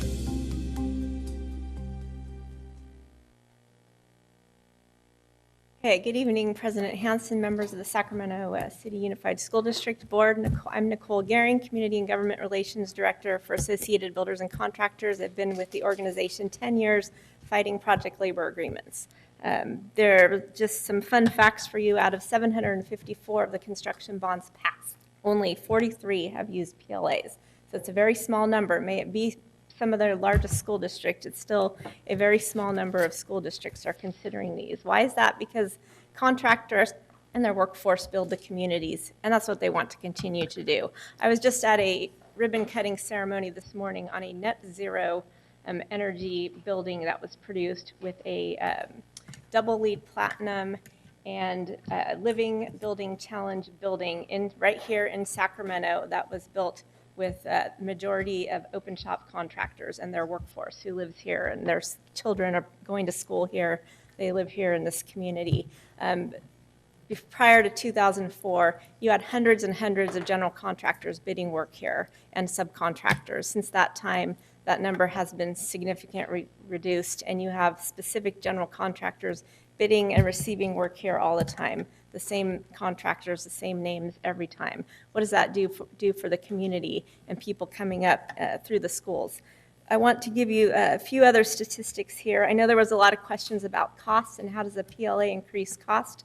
Well, how it does that, there are several examples. There's actually 3 examples of projects bid with and without a PLA. And specifically in each of those 3 instances, the bids came in with fewer contractors, 24% over budget, 15% over budget, and 17% over the engineer's estimate.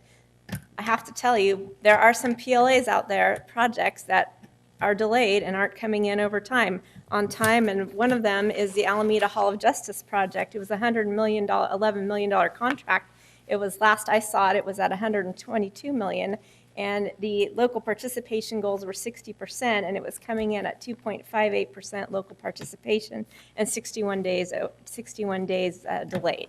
So it's not, you're not going to see every project coming in on time and on budget. The $68 million SMUD corporate headquarters building that was supposed to, that was bid out under a PLA, it came in over $30 million over budget. So the staff is working over there to reconfigure the project, see what they're going to do with it.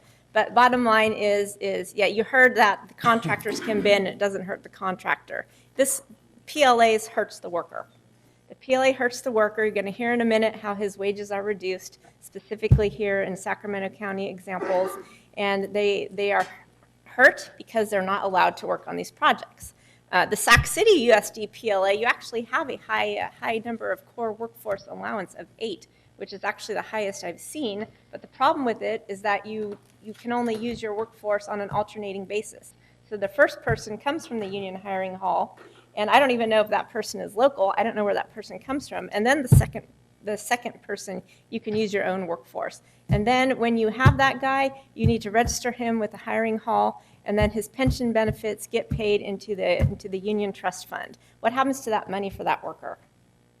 Unless that worker joins the union and then works on 5 years straight of project labor agreement projects, which you heard there aren't a lot of project labor agreement projects in this area, he's never going to be able to invest, and he's never going to be able to see that money. So I would encourage you to take a look at this, and it's about the worker. The worker here is losing money, even if, and that is if he even gets the opportunity to be able to work here. And he could have been a product of this school district. So I would challenge you to look at that. Other things that increase costs for your district, have you asked your district how much time and money they've spent keeping everything in compliance with the project labor agreement? What was the actual cost? I know in San Diego Unified School District it was over $1 million, and in Riverside it was $1.8 million to hire a PLA administrator. I know Sac City didn't hire a PLA administrator, but that's something that's traditionally done on a project labor agreement. So yes, we are all about fair and open competition, and we also support a skilled and trained workforce, and we would highly encourage you, if you do move forward with the PLA, to go and do a true negotiation and allow contractors to use their workforce and make sure that they're skilled and trained, and make sure you have a mandatory requirement stating so, and that it's monitored and followed in the project labor agreement. At this time, I'd like to call up Richard Markison. He has a few comments. Thank you. Board members, I'm Richard Markison, and I represent a number of subcontractor associations that would like to have the opportunity to once again perform work for the school district. And the crafts that they represent are plumbing, heating, and cooling, electrician, sheet metal, and roofing and fire sprinkler systems.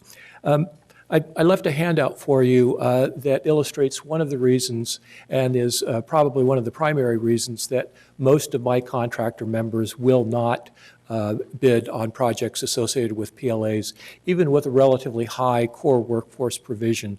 And that was the point that Nicole made, that even though these core workers are allowed to work on the project in combination with out-of-work union workers, all of their contributions for pension, for health, and other associated benefits are paid to the unions, and this results in a net loss in the case of electricians of as much as $25 an hour. That's $25 an hour that they forego by working under a PLA. It's a two-page document, and I would encourage you to read it, because it really requires an understanding of how prevailing wages are computed and how the contractor takes credits for various components in there, but it has a real dollars and cents impact on the workers that would be deployed. And I was very impressed with the pro-PLA video and the anti-PLA video that you saw from ABC and from the state building trades. Actually, I know in the case of the building trades, that was paid for by you through the industry advancement funds that they collect, which we can no longer use for similar purposes. Nonetheless, those are slick promotional features, and you should not be making your decision based upon slick promotional features. You should talk to your folks in your facilities that, is this the right thing for the district to do? Will this improve the quality? Will this improve the workflow? Will this make your job as a facilities manager easier to contract? I think it was very notable that when the figures were put up, that based upon your past bond measure, 81% of the work was being performed under the PLA, leaving 19% potentially open for fair and open competition, irrespective of union membership or not. And of course, the building trades frequently say, well, you know, Public Contract Code 2500 guarantees every contractor the right to bid under a PLA. True, they can do that, but the fact of the matter is that they are obligated to enroll their employees in the union, losing those dollars that we talked about. They are capped at the number of core workers, and in many cases, and I haven't looked at your most recent PLA, the apprenticeship program that they have selected to train their future journey workers are prohibited from dispatching or indenturing apprentices on the school district's projects. So I would encourage you, give very careful consideration as you are talking about renewing this. Talk to your facilities folks. I think it was very instructive. A couple of years ago, Nicole and I were talking to your Bond Oversight Council, and the construction manager for the School of Engineering and Sciences, which is a joint use facility with the new library that was built down in Greenhaven, he was a former union business agent, and he addressed the Bond Council about a position on a PLA for the new bond measure. And he said, you know, I have to admit I'm a little embarrassed to come and speak to you tonight. I am a former business agent. I've been a union member my entire life. But as a construction manager, I know for a fact that PLAs reduce the competition, particularly the subcontractors, because many of them, like my members, want nothing to do with bidding on a PLA job. And he goes, when you reduce competition for the subtrades, you raise your costs simply because of the lack of competition. So we're ardently opposed to project labor agreements. We think that they are the complete antithesis of fair and open competition, despite what the legislature might have said and at the insistence of the state building trades. But the ultimate factor should be what do your facilities people think is the best interest for the district. Thank you. Thank you very much. Do we have any public comment? Oh, I'm sorry. That concludes my, Yeah. representation. Well, Sorry. if we have questions, yeah, we'll bring both groups up. So just a couple pages here of staff recommendations. We'd prefer to keep the PLA at $1 million trigger. We thought the board might want to reserve the right to exempt certain projects down the road for whatever reason. We'd like it to apply only to bond-funded projects. This would, for example, E-rate, we get E-rate dollars. They're a very limited dollar fund. We've talked a little bit about perhaps not applying it to equipment purchases. Again, the good example here is the central kitchen. We have over $6 million worth of equipment that would be going into the kitchen. Labor to install it would still fall under that, but the purchase of equipment could be exempted. And you heard some folks talk about the cost to administer and implement a PLA. There are firms out there that do that. We haven't chose to do that, but in lieu of spending that kind of money, we would request from the Building Trades Fund a full-time SUSD position to administer and implement the PLA so we can make sure we do it successfully. Our CTE teacher has spent the last 3 summers of his own time running around and checking on kids and working with the contractors. And for the first 2 summers, he was not paid anything. We managed to scrape up a little bit of money for him last summer. And then one of the things that we've had some struggles with is arranging and paying for all the training of the interns that we bring on every summer with all the various shops that participate in this program. So we would look to the building trades to help us make sure that the training happens and that the kids are trained before they go out on the real job and do good things, hopefully. So the next steps, looking for some direction from the board. We do need to draft a new PLA for your approval. I'd like to do it as soon as possible because we will be entering into some large contracts coming up in May. So we would, I know this is not an action item, but maybe based on your comments, I'll be able to start drafting a potential agreement. Very good. Now would be the time to, yes, I was going to do that. I was waiting for Alex to get back to his chair before I said, did we have any public comment? No public comments. All right, there we go. That was so anticlimactic. All right, Member Ryan. I am fairly new to the world of project labor agreements and a new member of the Facilities Committee. So I actually have several questions, some in follow-up to some information that I requested from you, Kathy. But it might be appropriate to have Kevin or Sherry answer these questions as well. So, I'm curious, one, if we have been able to articulate the number of workers through the PLA who live within school district boundaries. And I would like to even take that a step further. Have we been able to articulate the number of workers who also are enrolling their children in Sacramento City Unified School District? Is that was articulated as being one of the key benefits of the PLA? So can I ask if someone has the ability to address that tonight? I know that this was a data point that we had talked about at the Facilities Committee meeting. So I did reach out to one of our contractors who's working on a job right now in the district. They were able to run a report based on labor hours. And for the time frame that they ran it, basically from beginning to whenever the date that they ran it, there was about 6,500 hours total. Of the 6,500, about 1,150 were within about an 8 zip code area, Sacramento County kind of area, and then the rest were outside that. So, and we don't have a lot going on right now, so it's hard to ask 5 people to do that. If we want to move forward and do that, we can go back and get some certified payroll. So Kevin and Sherry, can I ask you, since that was one of the articulated benefits of the project labor agreement, have you been collecting data on this? I think we talked about the historical background for the PLA, so we have, many years now of potential data around the number of workers served within Sacramento City Unified School District boundaries. And potentially, I'm wondering, did you poll survey to see how many of those workers also had students in our schools? No, we go with the hiring at the time of dispatch. Now, the tracking of the data, that happens through the labor compliance, which is done in-house here at the district. And so we fulfill the needs at dispatch, But as far as data tracking with that, that falls to the category of the labor compliance people who are doing it, whether it's in-house or with a private firm.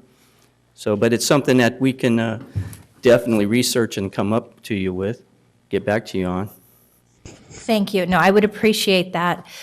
So then a couple other questions I have. Have you been able to attach a dollar value to the educational benefits associated with the project labor agreement, specifically the apprenticeship program? Has that been costed out at any point since we've entered into the project labor agreement? As far as indenturing new apprentices into the program, we, the district has that construction academy that's ran by Andy Woodward, right? And so every year we work with Andy in the summer where they come around and they visit the apprenticeship schools, so they get connected to the apprenticeships, they get introduced to who the coordinator is. So if they happen to gravitate to a particular craft, they know where, who to talk to. They already met who they need to be with, as well as to the business agent and union reps of that particular craft. Now, with the ones who are actually coming into our programs, I'd have to look to see who's actually from the students here who has actually been indentured into our programs. So that would be that's something that I don't actually have my hands into, because once a student goes to a union, to their apprenticeship school, that's outside of my jurisdiction. I don't track those numbers, so I would have to call all the JTCs to verify who and the numbers. But the JTCs do have those records for who that student's address was and what their educational institution was at the time that they entered the apprenticeship program, and then what their background is. So it may take, So I think that's extremely helpful. It is there. It may take a little data crunching to come up with it, but it does exist. So, the reason I ask these questions is because, I obviously see the benefit of the project labor agreements, but since these are core elements that we argue add value to the project labor agreement and Sac City Unified School District pioneering it in the state, I see these as key data elements, so I would really appreciate being able to have that information. So a couple other questions. You talked a lot about the Hard Hat to Helmets program. I would love to get a sense of, within those 22,000 workers, how many did we actually serve locally as well, if we're able to articulate that within the project labor agreement for Sac City Unified. And you don't have to give me that number now. And then, finally, I think the last question that I have really is around this idea. I think, in mulling over our project labor agreement, in the facilities committee meetings that we've had, I think there's consensus that the value of the PLA and the $1 million threshold that was attached to it is there. I would love to hear from you firsthand the rationale for lowering the PLA to a $500,000 threshold. Both what you see, the benefits and drawbacks to the relationship with Sac City Unified being that has led you to this request of a lower threshold. Sure. So at $500,000, what that will do, it creates more opportunity for the students who are in the construction academy and actually getting absorbed into our program. Now that the construction world is on an uptick, a serious uptick, we need more people to come in to our apprenticeship schools to be trained, to meet the workforce needs. And so what currently happens is that those kids visit or work on the projects that are under a project labor agreement with those contractors. And so this will create more opportunities into our 32 apprenticeship programs. And so they're going to get absorbed really quick upon graduation, because in order for a student to actually get indentured, they have to have a high school diploma or a GED to get into about 99% of our programs. And like I said, we have 32 of them.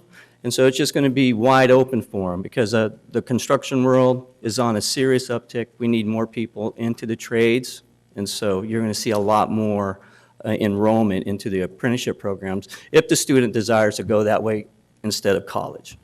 And what have you seen as being the challenges associated with the relationship with the district in the PLA thus far? I know that we've heard critique around the, cutting up of contracts to fall below the $1 million threshold. Can you speak a bit to that?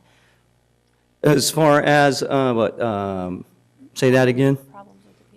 Oh. Problems with the PLA $1 million threshold and a cutting up of contract, or Yeah, of what it does, projects to fall below the yeah, threshold. it kind of stagnates opportunity for the students who want to transition into the program, because those kids are only exposed to those contractors through the program. They don't, and there's a they have limited access to visiting the apprenticeship schools. And so they would need to expand to all of our apprenticeship schools to get absorbed in. Now, it's really creating more opportunity for those students to get absorbed into the workforce within the building trades at lowering that $500,000. Well, and I also think there's some other derivative benefits that are there that aren't just applicable to the students. So as with anything else, if you take the PLA and it's got $1 million threshold, everything that's bid under the $1 million doesn't fall. So all of your goals that you're reaching for local hire, for veterans employment, those projects are all exempt. So the contractor doesn't have to adhere to those terms when it comes to how they apportion out their workforce. Which means that all those contracts under $1 million, somebody can come in from Fresno and they can bring their whole workforce to bid if they're the lowest bidder. They have the ability to, by not adhering to it, they don't have to, those rules don't apply. So the lower you get the threshold, the more contractor adherence you have. So the standard performance matrix is this. The lower the threshold and the lower the core workforce, the higher the local employment. So if you allow a contractor to say, well, anybody from 0 to $1 million, you can come as a contractor, because the PLA doesn't govern where your contractor comes from. It can't. It only governs where their workforce comes from. So if you have 0 to $1 million, they can come from Fresno, Bakersfield, they can come from Reno, and they can bring their entire workforce, they get paid, and then they ship all those dollars home. Or if you drop that down to 500,000, then your gap is 0 to 500,000. So the highest performing data that we see coming out of school districts and on other PLAs is the closer you can get to 0 and the less workforce you allow a contractor from abroad, which means outside of your boundary that you determine, to bring in their workforce, the higher the percentage of local workforce that they hire. So that's one. And two, when you split up your contracts, you're causing more work for your administrative personnel, right? Because this one applies, but this one doesn't. This one applies, but this one doesn't. So they have to break up their administration over the types of contracts, what's included in your bid packages and all of that. So the closer you can get it to 0, where you're operating off of one standard for all your bids, one performance standard for all your contractors, one applicability standard for everything, the better results ultimately you're going to see in cost, local hire, minority usage, all that type of stuff as it goes in. And if the goal, part of the goal really driving is to keep the money here locally so that you have that economic return, so that the people who are paying for the bond are the people who get the wages and they're able to return that as disposable income into the community, then you want to keep it so that the most that you can get returned into your community is coming back, and that means the closer to 0. You don't want a big wide gap. And not only that, but a lot of when you bid contracts, the economic cycle on what things cost goes up and down. It's clearly it's a cyclical bell, right? So the worse the economy is, the less money that there is for building projects, then the higher the competition, because the more contractors bid those, but they drop their prices. So the better the economy gets and the more work is out there, you get fewer contractors because they're much more pickier and choosy. They drive their prices up.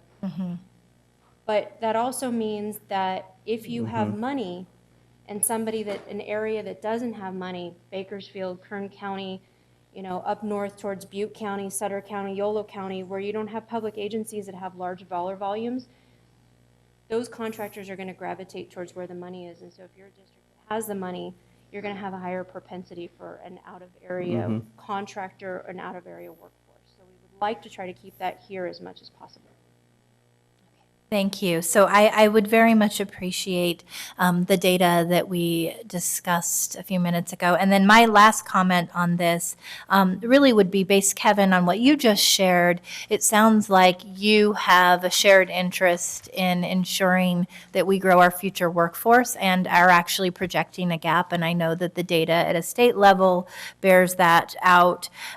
So if we were to renew the PLA and make adjustments to the PLA, this idea of funding a full-time administrative position to grow the number of apprenticeships and manage the work might not necessarily be far out of reach, given what you're seeing you recognize as a core need. Correct. Now, just a footnote, I don't know if how many of you are aware of what the language is with that construction academy, but the students get paid. And in it, it's dictated that they earn $10 an hour. Right now, that's below minimum wage, and then it continued to get lower as the minimum wage rises. We would ask that dollar amount be changed to just minimum wage. That way, there's never coming back and always requesting the numerical value to change every time. So if it just says minimum wage, I think that would just keep things pretty stable and unchanging for the students. Great. Thank you, Kevin. Yeah.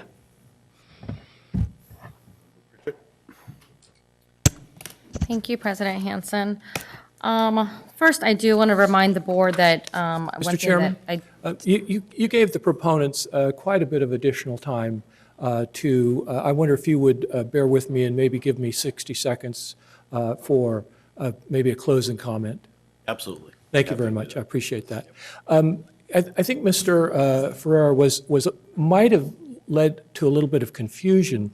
When I was listening to him, he seemed to suggest that the Construction Academy participants were able to work on the school district's projects, and that is certainly not the case. I'm sure, as you well know, Mr. Hansen, there is no opportunity for students to work on school construction projects. The Construction Academy is a valuable one, and I was a little bit confused by some of the comments that suggested that you needed to have a lower threshold to have more participation in the Construction Academy.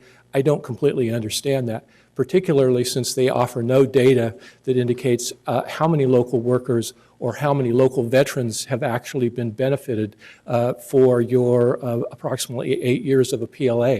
Why don't you know how many local workers or local veterans have benefited from 8 years of a restrictive contracting environment? The data that your staff provided suggested that only 20% of workers were local, with 81% of the construction dollars under the PLA. That seems to be very, very small numbers.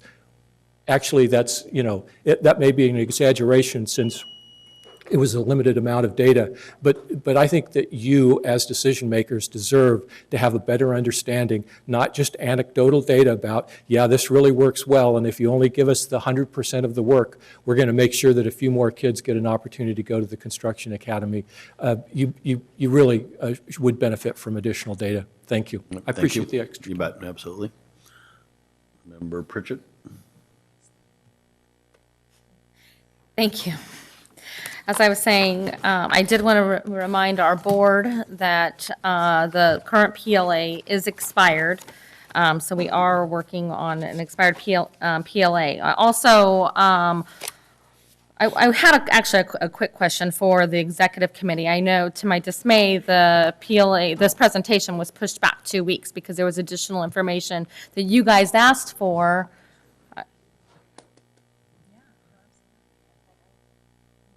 I was asking you guys a question. I thought you were making a comment about yes. So I did make some of these data requests. Okay, so there was some data requests that were asked, and that's why it was pushed back an additional 2 weeks. So I just wanted to ask, is the information that you requested in this presentation, or were these the additional questions that you asked after the presentation? So some of the data questions that I requested around number of workers within school district boundaries, I still don't think is fully fleshed out. I also think that some of the data around projected cost differences with a lower threshold if we were to look at the PLA projects that we'd had in the past. Didn't come before me tonight. But that was the rationale for the 2-week extension. Okay, and then also, I noticed that the current PLA was not in the board packet, and there's board members up here that probably have never even seen the PLA, so I've taken the liberty of having a copy for each of you so you can study it prior to our bringing it back to the board. Finally, before I get to my questions, I ran across an article that was from the CSBA, Construction Management Task Force, and it's a good article on the PSAs. And there's actually a district profile in here on Sac City's PSA, and one of the comments on here is securing quality construction at a competitive price, on-time project completion without labor disruption, while providing career opportunities for our students, graduates, and fairness in the process have a greater likelihood to be met by utilizing a PSA. I've also made a copy of this that I will pass down to each of you that you can review prior to bringing it back on the 16th. Kathy, I have some questions for you. On slide 5.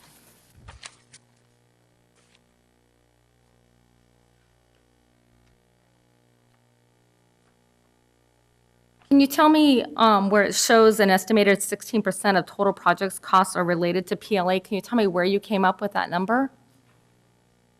There wasn't any data that was given here.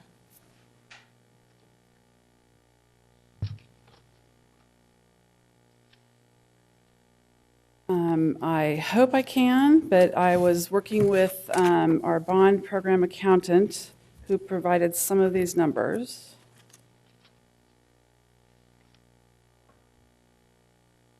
No, I can't. Okay. I don't have my notes on that one. And in all fairness, you got put on the spot. But once again, we weren't given this presentation prior to the board meeting for us to review to be able to ask questions. So going forward, anytime there's a presentation, I hope that you would run this by or send the PowerPoint to the board so we can review it, at least in our board packet, prior to coming to a board meeting. So I submit our stuff to the superintendent's office, and then I'm not sure if the board office sends that out, but I haven't done that in the past. I don't mind doing it, but I think everything usually comes out from the board office. Well, I could work with I'm them. putting forth an official request to the superintendent that for now on, all these presentations, so we get emails with our PowerPoints prior to a board meeting. These weren't sent out.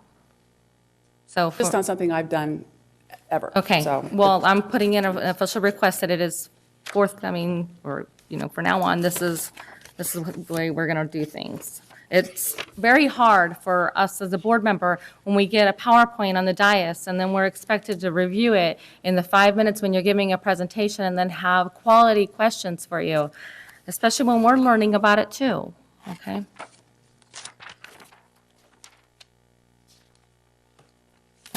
Sorry, let me find the page I had a question about. On page 13, slide 13, can you tell me how many students currently are part of the Construction Academy?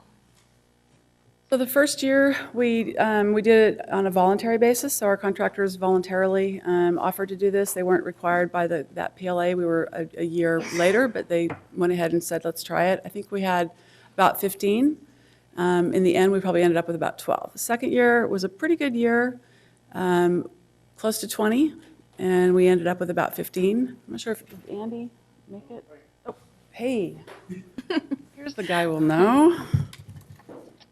Andy Woodward is our CTE, Career Tech Ed teacher at Luther Burbank. Hi. Hi, how you doing? Great, thanks. So the first year, what we did was just a test run of it. We started off with 5 students. We ended with 4 on that. But it was a test run. 2 of the students that left the program, they went into the trades themselves because they were like ready to go. They were juniors at our school. They came back, and then they're working in the construction trades right now in merit shops. The second year, we started off with 20. We ended up with 10. Some of those kids kind of dropped out of the program as they were going along. Getting up at 6 o'clock in the morning, getting to work, it was kind of hard for them. And last year was about the same numbers. So can you give me a little bit of highlights of like how you're recruiting students to be part of this program? At Luther Burbank, we have the small learning community. And what we have is we have about 450 students in our program in the small learning community. We are running right around 150 students through the construction program. We're using the BITA program, which is the Building Industry Technology Academy. And we are going to be bringing in the MC3, which is a multi-craft curriculum also to get them pre-apprenticeship approved. So we're working on doing that kind of stuff, and we're starting a California Partnership Academy at Luther Burbank also starting this following year.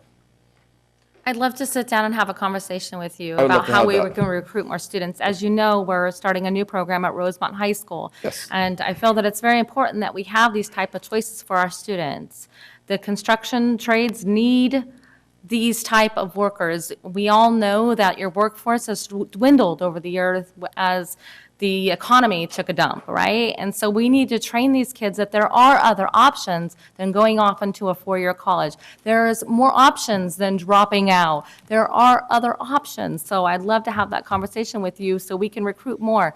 10 to 15 seems really low to me. And if we need to have somebody in-house working and helping recruiting kids to get into this program, to help it make it successful, then that's what we need to do. And that's why we're going to the academy model, because what we're trying to do is we're trying to build the program and have a better workforce development.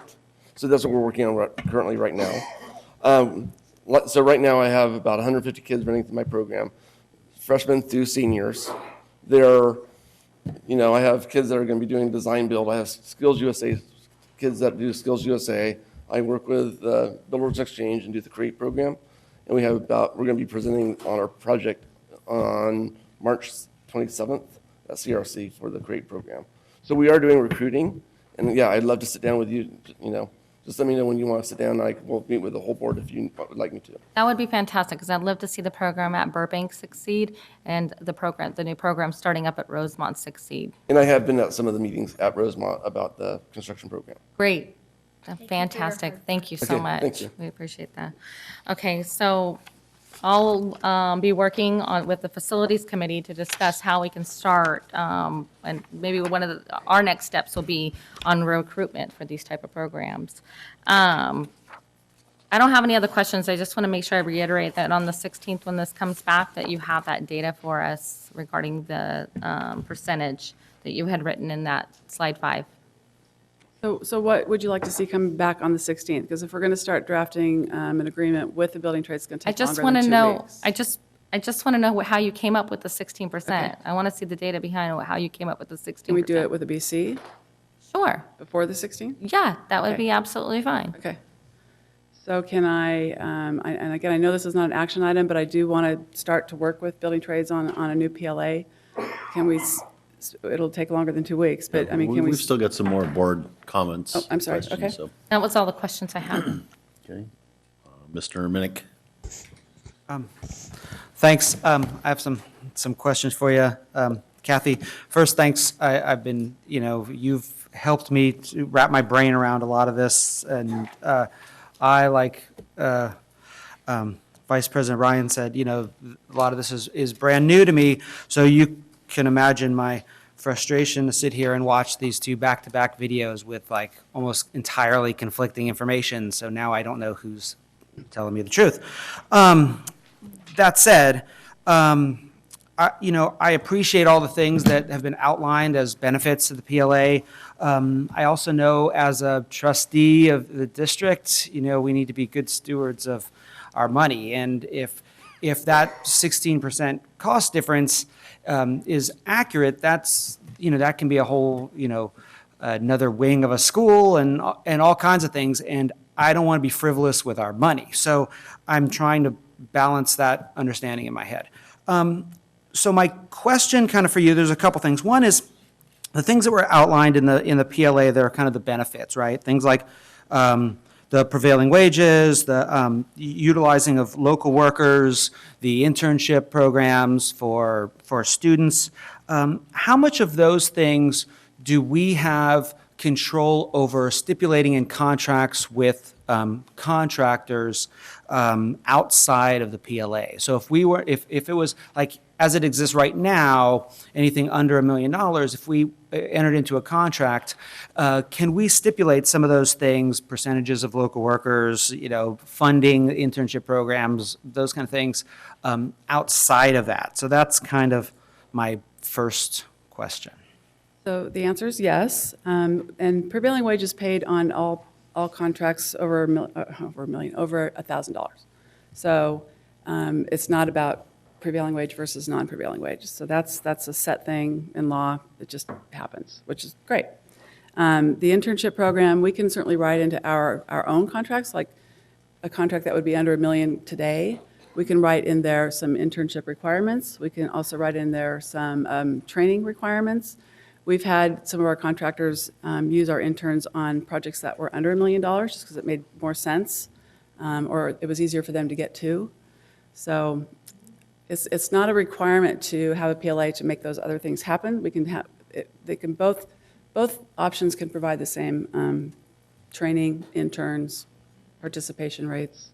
Okay. Again, prevailing wages applies across the board. So that's helpful because part of the kind of attraction as I'm learning about the PLA was this idea of these internships, and I think as an organization that is we're not a construction business, we're an education organization, right? And so I see that as being the biggest value that I've heard float around is the idea that in addition to building buildings and providing what we need for our students, that there's also an education component, and I find that intriguing. So that's why I wanted to clarify that. The other thing is in your recommendations, you mentioned the ability to exempt projects, and so does that mean exempting both in and out of PLA? So like if something doesn't meet the right now $1 million threshold, we could stipulate that project fits under the PLA, and then vice versa? Is that what that recommendation means? Well, I put it up there thinking that you would want the opportunity possibly to exempt a project from participation in the PLA. It could certainly work both ways. Okay. I think that's the only questions that I've been able to wrap my brain around, but thanks. Okay. Well, I think I'll just go last if there's no other comments. Okay. I also was very concerned about the slide 5, the numbers on the program costs. It really did seem like you just pulled a number out of thin air to say that project labor agreements cost additional money. I've seen no evidence of that in my many years working on this issue. So that's something I think we need to correct for the public record. I don't want that to be interpreted or misinterpreted that that's something that this district stands behind those numbers, because we've never seen anything like that. So we'll either have the backup information or we'll correct the slide for the next presentation. To me, I think that there's a lot of opportunities here. In particular, I talked to Mayor Steinberg, is very excited about his summer jobs program and what he plans on working with our district. I think this program could fit really well in doing that too, and giving an opportunity for our students that are interested in a career in construction. There's lots of different jobs. It can be everything from the construction to the design to architectural, all the different work that's part of it, all the different business pieces of it. And I think it's important for all of us to remember, only 30% of our students that are in 9th grade today are going to graduate with a 4-year college degree. And there's a lot of other places that students can have successful lives and successful careers, and the construction industry is definitely one of those. So I'm excited that we're gonna look to renegotiate the project labor agreement and see how we can strengthen it for our community and for our students. I think there's a lot of potential there. I also want to say thanks to all of our guests that are here. I know this is probably an exhilarating meeting for you. Welcome. And I know you probably all work early. We're swing shift workers, so we work late at night doing these kind of things. So thank you for joining us and showing your support for this project. I think that really for us that, and I think it's important, I know you want to start work on the negotiating, that maybe, what we can ask from the comments that you've heard from the board members is start the negotiation with the building trades folks, and, have an ability to bring something back to us in the next couple weeks. And you can send some information in the board communications to some of the questions that have been asked. And, we can use that to infuse the direction of how we'd like to see the next iteration of the project labor agreement going forward. I mean, things like the helmets to hard hats program, or, there's a lot of home run pieces of the project labor agreement, in my view. And I think, talking about those and, the opportunities to have more students to learn the careers. I'm really excited to have you come here. Thank you very much. We've heard a lot about your program the last couple of years, so I think there's a lot of support for expanding career technical education in our district. It's something we really need to do for our students, and there's just great opportunities out there. And it's a great time to be in the construction business, so hopefully it stays strong for a long, long time. Really, if we don't have any other comments, maybe the staff direction is just to work on negotiating the agreement, and then we'll look forward to having it back in 2 weeks. Or Maybe give us an update in 2 weeks if it's there. Okay. If we've got something that's prepared, that would be wonderful, but if we need a little bit more time, we can take an update at that time, but keep it on track so it meets the timeline that you are looking for. Very good. Item 11.0, we are receiving information. Jerry, did I need to? Yes, one Mr. other President, if I may. Yes. It has been brought to my attention by our Chief Human Resources Officer, Ms. McCarn, that there was a typo on the second whereas of Resolution 2926, which is the intention to eliminate positions due to a reduction in particular kinds of services, Okay. item 10.3. So I would ask the board for a motion to reapprove Resolution 2926 with the amendment that it shall be corrected to read as to the second recital as follows. Whereas it shall be necessary to terminate at the end of the 2016-2017 school year I see. the employment of certain certificated employees of the district as a result of this reduction or discontinuance in particular kinds of services. So the error, when it was originally approved, was the school year 2017-2018 versus 2016-2017. Ms. Picard, is that the amendment? I think she's not here, but she did. Yes, that's correct. That is the amendment, I think. So that's a technical correction. Do I have a motion to accept that? And Yes, it'd be so moved, motion approval as a reapproval with that correction. Okay, great. I have a motion. Do I have a second? Second. All in favor? Aye. Opposed? Abstain? The ayes have it. Thank you, Mr. President. Thank you very much for bringing that to our attention. Thank you, Consi. We are receiving reports, information as we sit here. That's 11.0, future board meetings.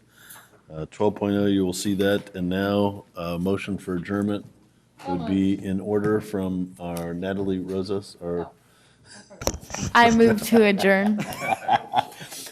there we go. A motion and a second. All in favor? Aye. Opposed, abstained. Very well. Thank you very much. You're more awake than I thought. You got that. I was coming back.